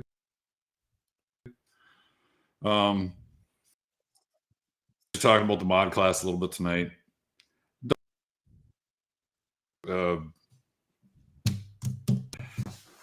Nothing should happen to them. You can't say it. You can't say. In my opinion, you can't say I can't talk about it. Yeah, I wasn't trying to be nosy and get you to reveal any secret. I won't say I won't talk about it. I'm just saying we're not going to do anything to the 4 more engines. Or, the 4 engines. I can say that much. Happened to those guys, maybe something to the they get nitrous. I said something like that. That didn't go over very well. I said nitro. Give them 10% nitro. See what happens. There's been some rumors that maybe we let the 3 engines have 1871s. Ooh. And there's and Mark also. I will say that's been discussed. The other thing that we heckle the living hell out of NTPA in their decisions on this podcast. We don't heckle. Have we ever heckled any other group with their rules and decisions? Like, we have our own opinions, and fans like their opinions. Like, our opinions are like assholes. Everyone has them, right?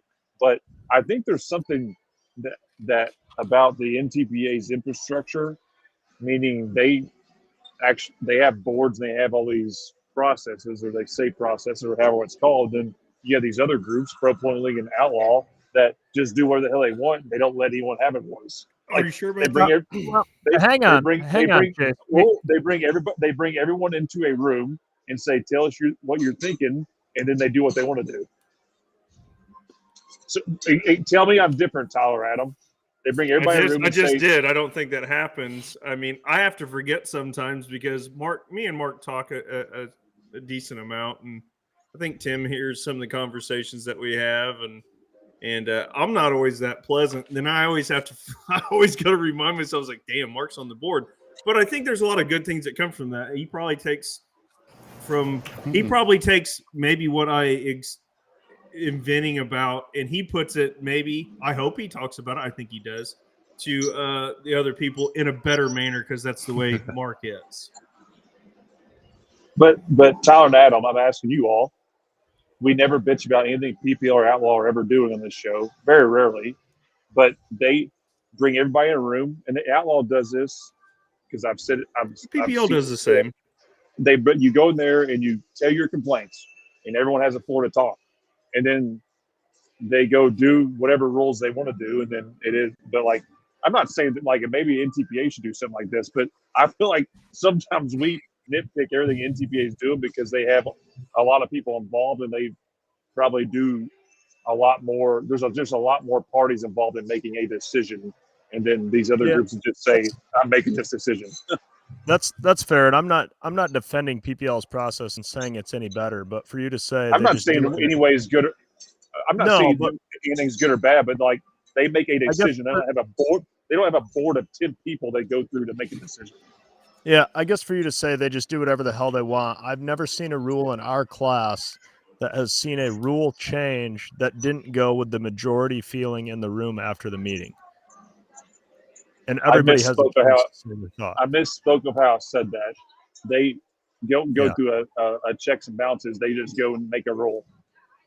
I guess is what I'm saying. And I don't know, but there's something to be said for that, because no one ever critiques it. But they do have, maybe NTPA needs to have a platform where everyone goes to a room and makes a suggestion. That's just me rambling.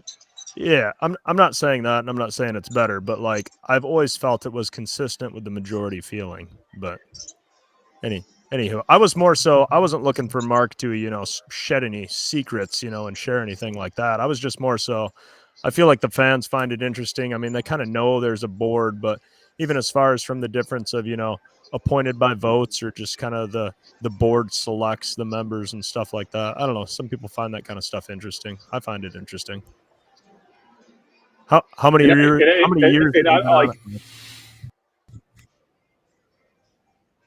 For 8 years, then I took a 10-year break in 2 years. Okay. Logan, Tim, what do you think? Someday is that going to be you? Absolutely not. Maybe. And I don't know what kind of circumstance, but I don't know. It's not something I'm shooting for, that's for sure.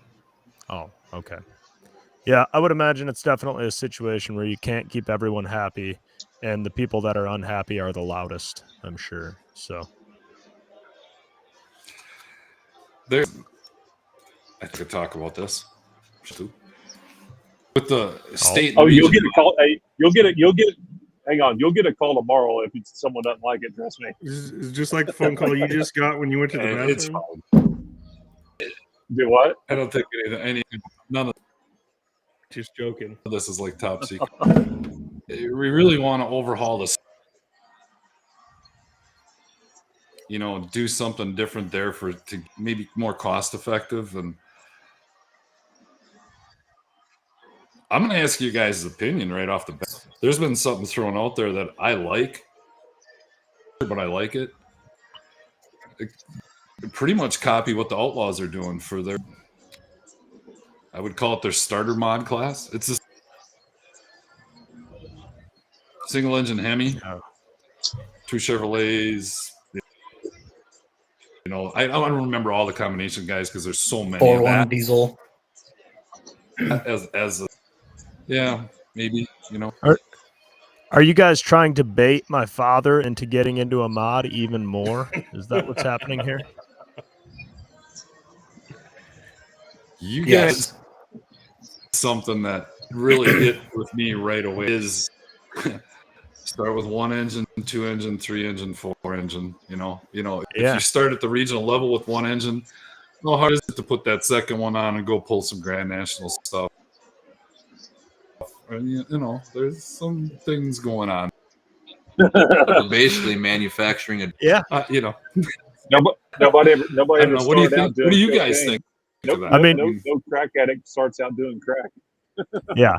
Actually, I shouldn't do say that. think- Hold on. I do think that like making that chassis platform as entry level appealing as possible is only going to draw people in that maybe would have stayed away. And you might see a couple of those. Maybe it's only 10%, 20% of them, but you're going to see those blossom into, those 2 engine tractors that turn into 3 engine tractors that then, throw a 4th one on and go play in the unlimited class. Like, how the hell does somebody wake up and just decide I'm going to build an unlimited tractor? But I mean, I watched my father. I mean, I'm beating a dead horse here, but he started out with a twin engine tractor and then he ran it as 3 and then 4 and then 5. Like if that 2 and that 3 and even that 4 engine tractor wasn't an option, he never would have just woke up one day and built a 5 engine tractor. He's not quite that silly of a goose, but I mean, when you start with 2 and then 3 and then 4, it just makes it that much more appealing. So yeah, to take it from I believe right now a 3 and a 2 engine program and step that down to a single Hemi with a 14 or 2 Chevys with 8s. I don't know what kind of rule package you'd put together. I think it does make it look that much more appealing, to be honest. Well, I guess the question is on the regional circuit, is it hurting bad for numbers? I mean, is the Occasionally. modified class suffering? You got a promoter that wants to try to fill a class. You got to figure out, you guys want modifieds. Well, we got X amount of these, or you're stepping into an uncharted territory. I mean, I don't know how that works. Adding another class like that. It's The because best thing about it is we have a class platform on to the ask region- fans what they think about it. That's I think is what's intriguing about our sport. That platform can have 1, 2, 3, 4, 5, 6 engines on it at some point in time. Do they want to see that class? I mean, some people think that a single engine modified is a mini rod. Does that lure anybody away from the mini rods? I don't know. When you say adding a class, you're more so talking about manipulating the rules for an existing class, right? You're not adding a class, or you are talking about adding a class? Not adding a class, manipulating the one Okay. the state and region So making mod class, making a change. making a regional mod class where it's 1 engine, and then if you want to run multiple engines, you go run Grand National. Basically, is what you're saying. I would bet you $100 that the numbers would be better in those classes 2 years from now than what they were this past year. Region 3. It's a very interesting point. Have any? Well, we've got Doc left, but there's nobody else that has a mod in this region. Yeah. On the regional level. Right. Yeah, it's tough. I think I don't know who could sit here and say that that wouldn't help numbers. I mean, you could have the discussion of, is the class as much of a spectacle to witness? Probably not. It's a little bit dialed down, but I would argue that I would rather watch a lesser motored, better attended class put on a show than watch 1, 2, 3 tractors go out there and make a pass, even if it means they have 2 or 3 engines on. And like Doug's saying, if you're going to do something like that, you match the Outlaws. Now you have, That's what cross he said. support. Yeah, that's what Universal. said. Anytime you have goes back universal to- shared rules, it's the way to go. We've said this before this podcast. They shared all the rules.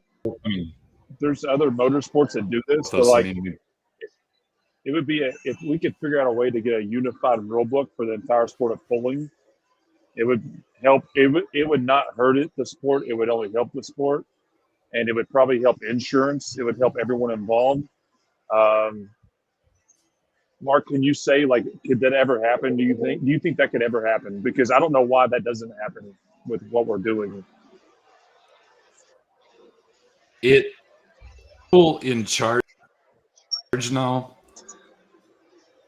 to make that happen. I shouldn't say kind of, are more focused on, let's look at what some of the other guys are doing and try and let's not single ourselves out all the time. Everyone, what would it take to get everyone along? When I see the leadership, I mean, I'm not going to act like there's 3 different parties that make the sport go at the top level.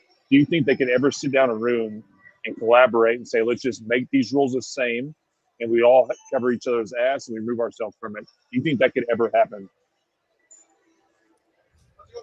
It definitely has potential. I will say that. What a political answer.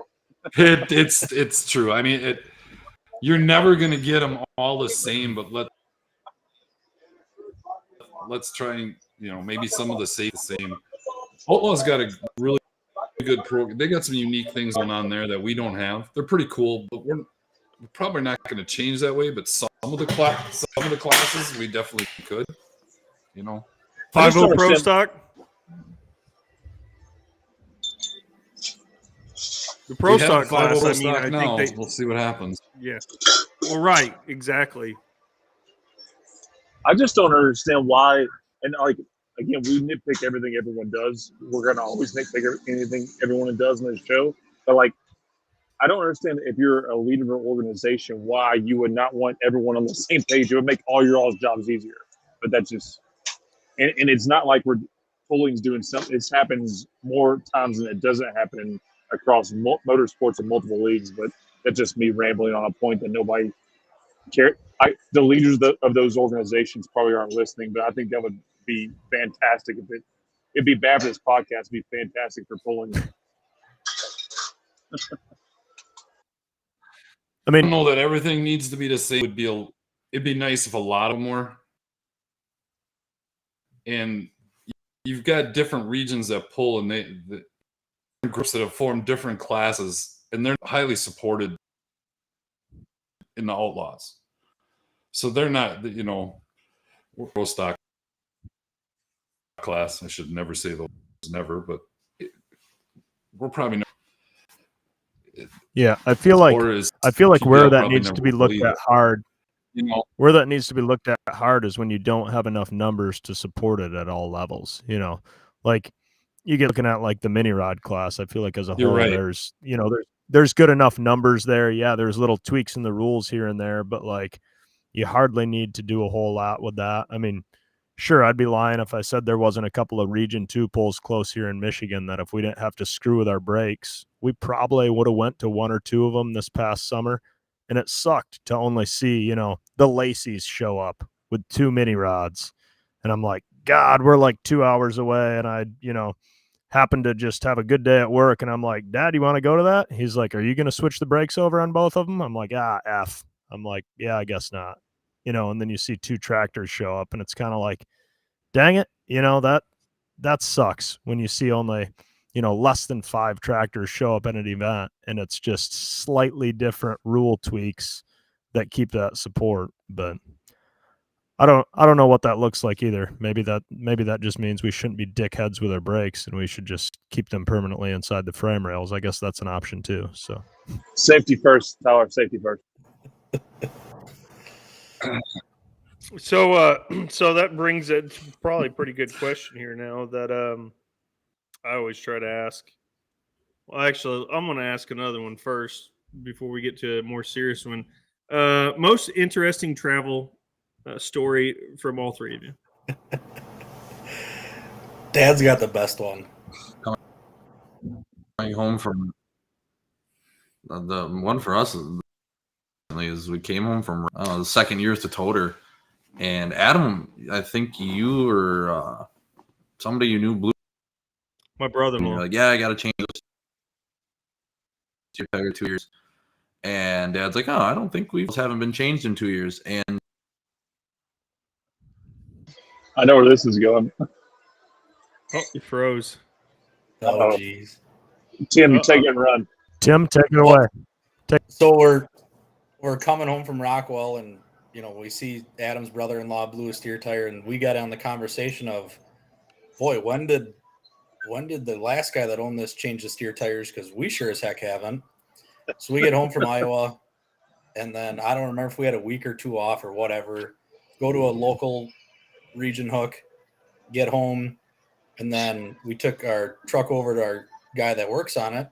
He takes the steer tires off, and like the whole sidewall of the tire is like delaminating from itself, like maybe a couple 100 miles away from flying apart. So we caught that one before anything bad happened, luckily. A couple hundred, yeah. You're lucky if you get that. Yeah. I was gonna say that's pretty badass fucking tire coverage there to get that. All right. Yeah, I don't think anybody wants to go chase. You've been through that. I don't think anybody needs to experience that. No, that's not as bad as a plane going down, but it's probably pretty Similar? close. Yeah. Similar? Yeah. Not that I've ever flown a plane, but like imagine that thing going down like this. That's kind of what it feels like. So, It's like your life's about to end, but you don't know what to do about it. yeah. There's no parachutes on board. Right? Tim, what your brother and dad are not on here. I've always admired how you all get along. Do you all always get along as well as it seems like you do? Because to me, it looks like there's just a lot of testosterone and fucking manhood there. Do y'all ever like fight? And when you fight, how do you handle it? I mean, we definitely have our moments where we're screaming at each other, like I feel like every family does, but for the most part, we do actually get along pretty well. I mean, I don't know, me and Logan just kind of scream at each other, and usually one of us ends up going home for a while, and then it's just back to normal the next day. I feel like when you have as a team and a family, I think I asked the Theobalds this: how do you solve your problems? Like, how do you whenever there's a debate over a situation, everyone has their different view. How do you all come to a resolution? Oh, well, if it's like whatever Mark says. Yeah, usually when it's me and Logan fighting, it's just Dad threatening to sell everything, and then it's just kind of over. Your dad uses that too? Yeah, mine did all the time. that happened like a week ago. Oh wow! Man, I gotta give it out of the driveway. I'm selling everything. Okay, yeah. I got to give it to Bruce. Him and I bicker, but I don't know if he's ever been like, I'll just sell everything. His threat probably should be, if you're just going to keep this up, I'll get a 4-engine tractor. Oh, God, no, anything but that, Dad. That's funny. Dad, can you tell your travel story now? Blue Dually story. No, not the Blue Dually, the minivan. I want them both. Oh, yeah, exactly. We want both of them. I want both. The most awesome truck. What was those first Ford? Were they 6.0s? Yeah, they circled the problem right on the front of them. Motor diesel. Yeah, then it said IH Motors. diesels. Oh, okay. Oh, Yeah. Remember them? I think it was the Yeah, 7.3 liter. I don't know. They're kind of gutless. Non-turbo 7.3. They're pretty cool kit. Yeah, kit for them. But it took them all, and you used to beat the firewall in. You'd beat the firewall back so that the turbocharger and all that would fit in. But the problem is if you pushed it too hard, make sure somebody had a can of pop or something up in front of the cab, because the carpeting on the floor would light on fire all the time. So they'd have to dump the to put the fire out. That's some real shit. that happened several times. It happened several times. I love it. That's good. Speaking of Tim Engler, you remember the old Mission Impossible trailer that Older started pulling? Yep. Well, we bought that, and it had a board or two missing in the floor at that time, probably. Anyways, we had to go to Fort. It was a winter pull in Indiana. Fort Wayne, actually, it was probably. back in the ATPA days. Absolutely. And Fort Wayne.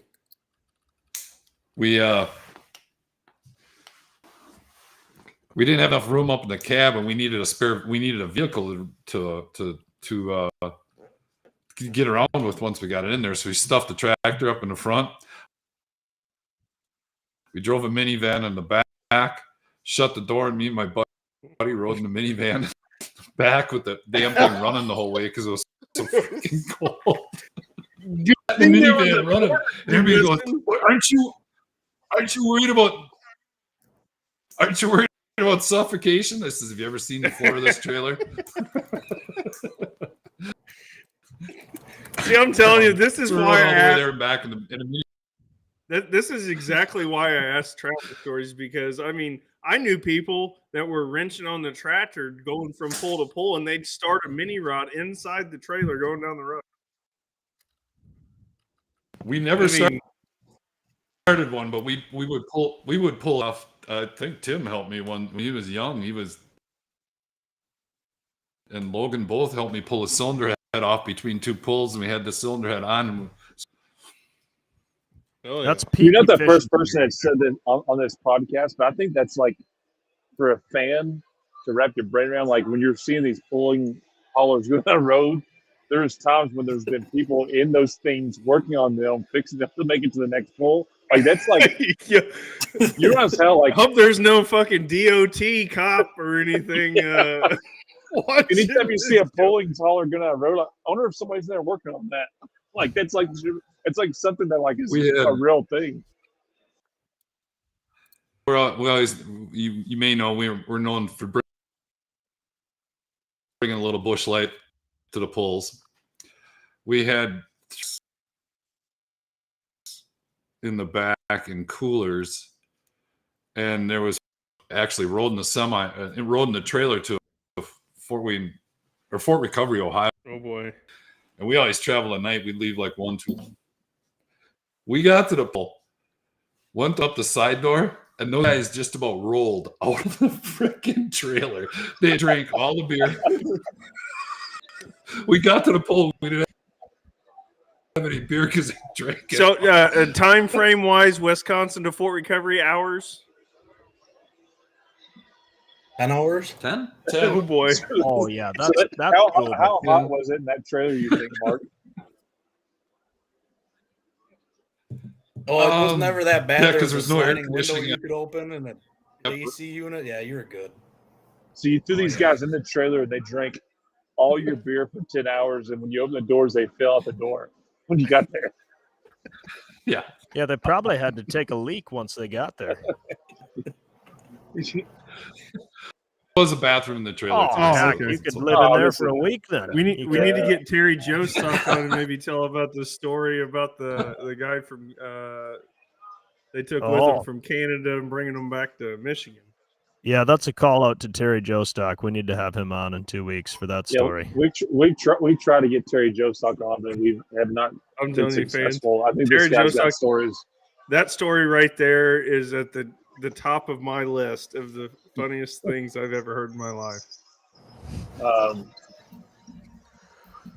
Tyler, gentlemen, are you getting something about a motorcycle? Yeah, we've got a picture here of a couple of stellar motorcycles. You care to tell us what we're looking at here with some turbocharged machines? Yeah. Yeah. Oh, yeah. Yeah. Yeah, I'm not going to lie. What kind of horsepower are we talking? The blue one, the red one is about 235 horse, and the blue one's 200. How did you end up with these machines? I mean, what inspired you that you were like, ooh, turbocharged bagger? I should probably have one. No, wait, two. So the guy had originally built the farm bike, we call it, their national bike. He's a engine builder, Nowoski Performance, and I had seen that, and I had been riding motorcycle. And one day I happened to be working. Their shop is about an hour and a half from where we live, and I was working in that area on a dairy farm. And you know, when you're on a dairy farm, once in a while you get cow shit all 8 o'clock at night, and I happen to see the lights on in the shop. I'm not actually smelling the best or anything, but I thought, you know what? I'm just going to stop and see this guy, see if he'd want to build me a bike. Just walked in the shop and kind of told him who I was, and I wanted to build a Ford bike. And he looked it up online, and he just took off with it. I mean, he had a toy tractor that looked like a kid, and cool. They are very fun to ride. I'll tell you right now, I'm very fast, but boy, I like to get there quick. Yeah, they're a blast. I even see a little intercooler on there, I think. Is that a little intercooler as well? Yeah, there's air to air. Yeah, there's intercoolers. They're badass machines. Yeah, and they're not like they're just the show bikes or anything. We ride them a lot. They're a lot of fun. I'm not gonna lie. Do the boys get to take them out and rip them? And do you look at them and give them the speech before they take it out? Do you ever tell them not to fuck this up? They don't leave the shop. Yeah, don't fuck this up. Yeah. Logan hasn't written either one of these yet. Oh, I rode the red one once. I guess he rode the red one. Tim goes with me once in a while, right? And Tim. So what you need to is I don't obviously you're not going to have a John Deere. Maybe we add like an Agco or maybe a Massey or some sort of other bike for everybody in the family. Minneapolis Moline would be good. That'd be badass. I was thinking maybe we needed a Fallout motor. We needed a Fallout motorcycle, and Adam needed to take an MBR and just cut it down to 2 cylinders with some water jackets, and we can stuff that baby in there. Air cooled. So if you guys really screw up a cylinder head, you can just cut a pair of cylinders right next to each other and just bolt it on the motorcycle, and you're like, yeah, we got a spare head for the bike now. Funny enough that you say that, Tyler. I'm going to send her a picture real quick. I built a single cylinder, not an engine, complete engine, but we can make it happen because I got the rest of the cylinder head. Oh, that's the wrong video. I apologize. That'd be pretty. So do you guys take them to Sturgis and stuff like that? You guys go to bike events with them, or events? I don't go to. The bikes have been the Sturgis. I ended up with the red. Craig Ladden, you guys know him. He's a tractor puller, also pulls pro stock. He owned the red Bullet at one time, and the guy who built my bike called me and says, "You have 2 tractor bikes in the world. You need to own them." So I ended up with the second one, which was not intended, but it's okay. I'm glad I bought it. I always thank Craig for that. I saw like, Craig that comment, two-engine and he- mod Yeah, we thing, go the gateway bikes. drug.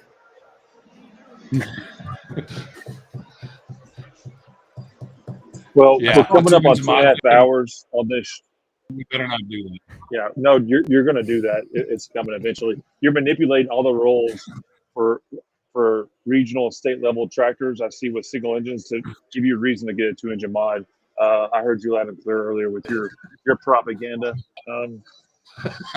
Adam, I think you. We normally end all these shows with Feel it, Chase. some of Go your- ahead. Ask him. I think it's a good question while I'm looking for something. This is the Adam question each show, not to take it away from him, but if each of you, everyone on this podcast, and say most people that watch are pretty passionate about this sport and trying to elevate it, make it better. We all have opinions just like assholes, but if you all could do one thing to improve this sport, one decision, one key thing that could change, what would it be? We'll start with you, Tim, and go down the line to make it a better sport, in your opinion. I think my opinion might piss a lot of people off, but I'd like to see like a European soccer style rule where they only allow 20 Grand National licenses to be given out. And then, so each year, if you place in the bottom 5, you are now out. And then if you had 5 good regions, the region champion would then get a Grand National license to move up. So you're saying, like, how would you handle that with classes like a pro stock that has no regional grassroots necessarily?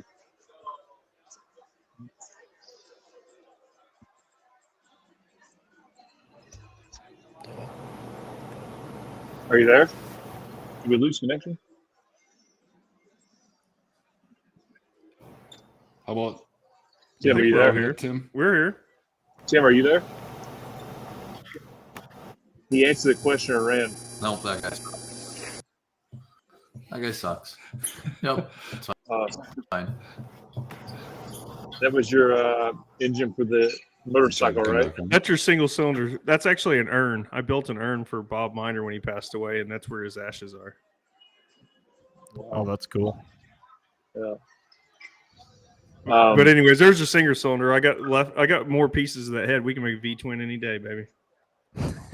There you go. The Peissigs need it on a Harley. Yeah. So, Tim, are you still there? Can you hear us? I think we lost Tim. No. Oh, So, I think so. so. So your idea, I think it's a great idea. How would you handle that with classes like Pro Stock or Light Super that don't have a lot of grass, like regional level type members?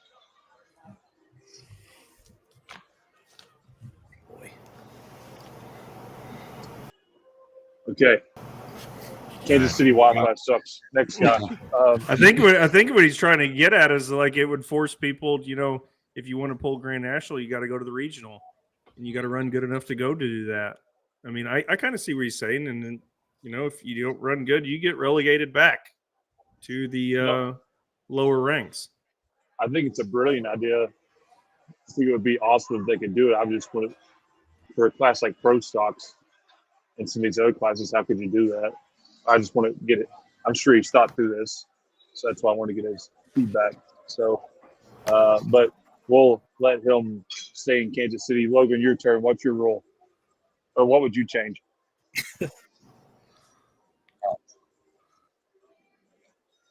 Echo the same thing. Sizes in a lot of these classes. Just there's too many vehicles. I think classes. I think we need way so classes. Just because there's too many rule packages for them, and man, you walk around as a fan, and I can't tell you the difference between the 4-1s and the Super. Average fans not telling you the difference. So I would like to see kind of like a clear, hey, this is a 1-engine mod. You want 2 or 3 or 4. Same thing with some of these tractor classes. Just more, hey, this is the region level stuff, and it's a very easy switch to move up into the Grand National stuff. Like more of a feeder. Sounds like an NTPA board member's son's answer. Oh, it's not mine, but it's his. So how do you guys feel about us showing up to Grand National events with mini rods? As long as you park by me, I love it. Since you asked the question, since you asked the question, and we're quick to give opinions on this podcast, I think it kind of, my personal thought is maybe you make the regional classes where you have a set amount of Grand National competitors, whatever that number is, and then when you go to each regional event, the top regional runners can compete in those big events like Tumble, Wisconsin, and so forth. I think that would be pretty cool, actually. I just don't know how you can do that. I not through that yet, but that's a close thought to what I had. I think it's a good thing because as much as it sucks, that we get some of these events that are overinflated as far as class attendance, I feel like what it does offer us is the opportunities to see where everybody stacks up, right? So you guys might be dominant on the region, you might have somebody that's doing quite well over in PPL, and instead of us getting to sit around and be like, man, theoretically, it'd be really cool to see how they stack up if everybody could meet at one event. Like, that would be the alternative, if we had that sort of a rule in place. Yeah, sure, the pro is, you get controlled class sizes, but you know how much it would suck to be like, oh, I wish Tanner Nelson could go to Bowling Green and see how he'd stack up against everybody, or I wish the Lacey's could come to Bowling Green and see how they're doing. Like, I do like the fact that is wide open, and when people want to, they can choose to roll in. Yep, it sucks. Nobody wants to sit through 50 of anything, but I like that better than, the fans and the people that observe our sport being denied the opportunity of seeing where people stack up. So it is a tough one, though. With that rule, is it one of those things like, let's say a guy is a a regional champion, you are now forced to move to Grand National and are no longer allowed to run region, and vice versa. I mean, obviously vice versa with the Grand National down, but like, oh, just, and I'm throwing a name out here. It's like Lacey's, they've won the region so many times. Like, you have to move up. They run damn good everywhere they go. I mean, there's Grand National, regional, whatever. Mm-hmm. But it also sucks to tell a guy he can't support a region event, and that region event probably needs numbers more than that Grand National event does. So to tell a guy he can no longer support an event that only has 2, 3, 4 tractors like that. But see, Tyler, I think what he's getting at there is saying that the X Grand National vehicle did not make the cut. You have to go through the regional ranks to earn your way back in. Okay, so then you would be receiving support on the back end. Okay, I see that. It took me a bit. I'd still like it. I see what you're saying. I think that would be brilliant if you could get the go ahead, Tim. Tim's the originator of this. Go ahead, Tim. Like, the promoters would still, like Bowling Green, for instance, would still have the choice. Like, anyone can still come. It's just you have your select events like Chapel Hill, for instance, where they can only fit a certain amount of people in their show. Well, that gives them their exact number they want. And then, even, I don't know, maybe there is some other Grand National hooks that they don't love having, 25, 30 in a class. But if the leave it up to the promoter. If he wants, the Bowling Green theory where there's 50 of everything, let it be. But if they only want a controlled number, well, then they have a pretty easy way to do it because there's only so many licenses given out. Sure. Yeah, that's hard to argue with. Never thought of about that way. It's kind of like a European soccer. You get relegated and you have to run. Yeah. You qualify. You qualify for it. I've thought that way with classes. Like, if you don't put on a very good show or the numbers ain't good, then you probably shouldn't get to come to some pulls. Not so you know what I'm getting at with that. If you got you have a couple guys show up and it's like, man, I was expecting 10 vehicles to show up and we got 3. it's kind of hard to pay for that event, and then you only get 3 guys showing up too, you know. I thought about it more or less with classes, not the individuals in the classes, but I like the individuals in the classes. That's a good idea. I mean, I'm sure it would piss me off if they ever did it. Like, Logan would get in, and then I'd be screwed. And then how do you split, you know, a team up like that? Or like Adam, I mean, if you didn't pile all 3 of them in better. there, right? Just got to run better. Yeah, I guess don't be 16th, I guess, but yeah. Right. I like the approach. That's good feedback, and that's definitely one of the most intriguing things that when we've asked that question, the response that we got, it's a great one. Yeah, these guys came guns loaded and blazing, so just like they do in the mini rod class. So Mark, what do you think? You're the most important guy. What do you think? What is the number one objective? What is the first thing if you're president of WPI? What are you doing to make the sport better? Yeah, no. He said combine diesels and alcohol. I'm not touching that one. Oh, you're gonna hurt someone's feelings, Mark. I dare you to I'm not touching that one. I dare you.